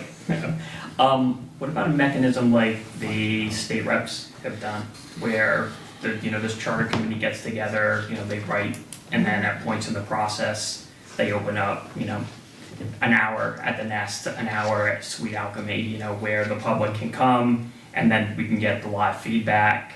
They can take that and add that to the process. Seems like that way the actual components of writing it are still done by the elected board. But with respect to Andy's excellent point, we're still allowing the public opportunity to provide feedback. Okay. So, we create the new charter committee. Dan and I bring Channel 17 with us, and we go. Dan's like, what? I'm just kidding. I'm being funny. I'm being funny, but sorry, Dan. I was totally kidding. I would go. and anybody, Amber and I. Do what? And go out for outreach, go visit senior housing, go talk to people at specific locations. I'm happy to go and listen to places that people don't normally go to. And then also have the opportunities that Patrick is suggesting where people come to us at locations. Why don't we do all of that? Well, so I think we've gone very far afield. We really Just kind of rein everyone back in. So we've talked about creating, it sounds like there's a general consensus that we should switch gears after the survey results are presented and shift to a charter committee. We have time to talk about who will be on that committee and what that committee will do. So I think that's the end of this topic. And put a hold, I love the ideas that have come out. Let's put them in the parking lot for now and revisit them at subsequent meetings in the interest of time and just to let us get our thoughts organized on the possibilities. Because we're shifting gears into a new stage. Plus, we still have to hear back from Casey. Plus, we still need to hear the results. So, okay. Was there anything else, Governor? No, I'm good, I'm good. Andy or Raj, did you have anything? No, not a thing. Okay. All that remains on the agenda is a consent item, which I believe is for the trustees, because did not the select board We approved it last night. last night, right, so. Is there a motion to approve the consent agenda? I'll make that motion. Second. Is there any further discussion? All those in favor, please signify by saying aye. Aye. Anybody opposed? Great, thank you. And on to the reading file. Board member comments. I'm already gonna play pickleball this weekend. Fantastic. Very timely. Awesome. Do not bet any money. There are sharks I out there. never bet on anything that I play. I don't think you're old. I might not be old. Your that's true. haunting words indicate that you've been taken before. I've been recruited. I've been recruited. I thought I was gonna break the cart with them and then. Do not play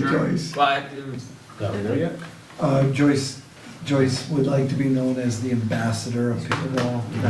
So it's just Very nice. Okay. So I don't think there's any other trustee comments, select board members. Nope, not for me. So Dan moved that we adjourn for the trustees. Second. You got it.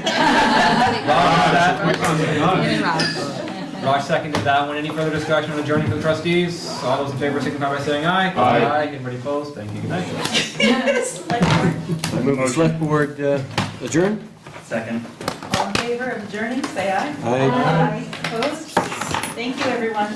There's a nice card here from the Mayville family, thanking us. If you have a few moments, select board and trustees, please take a few moments. Those who need to sign things.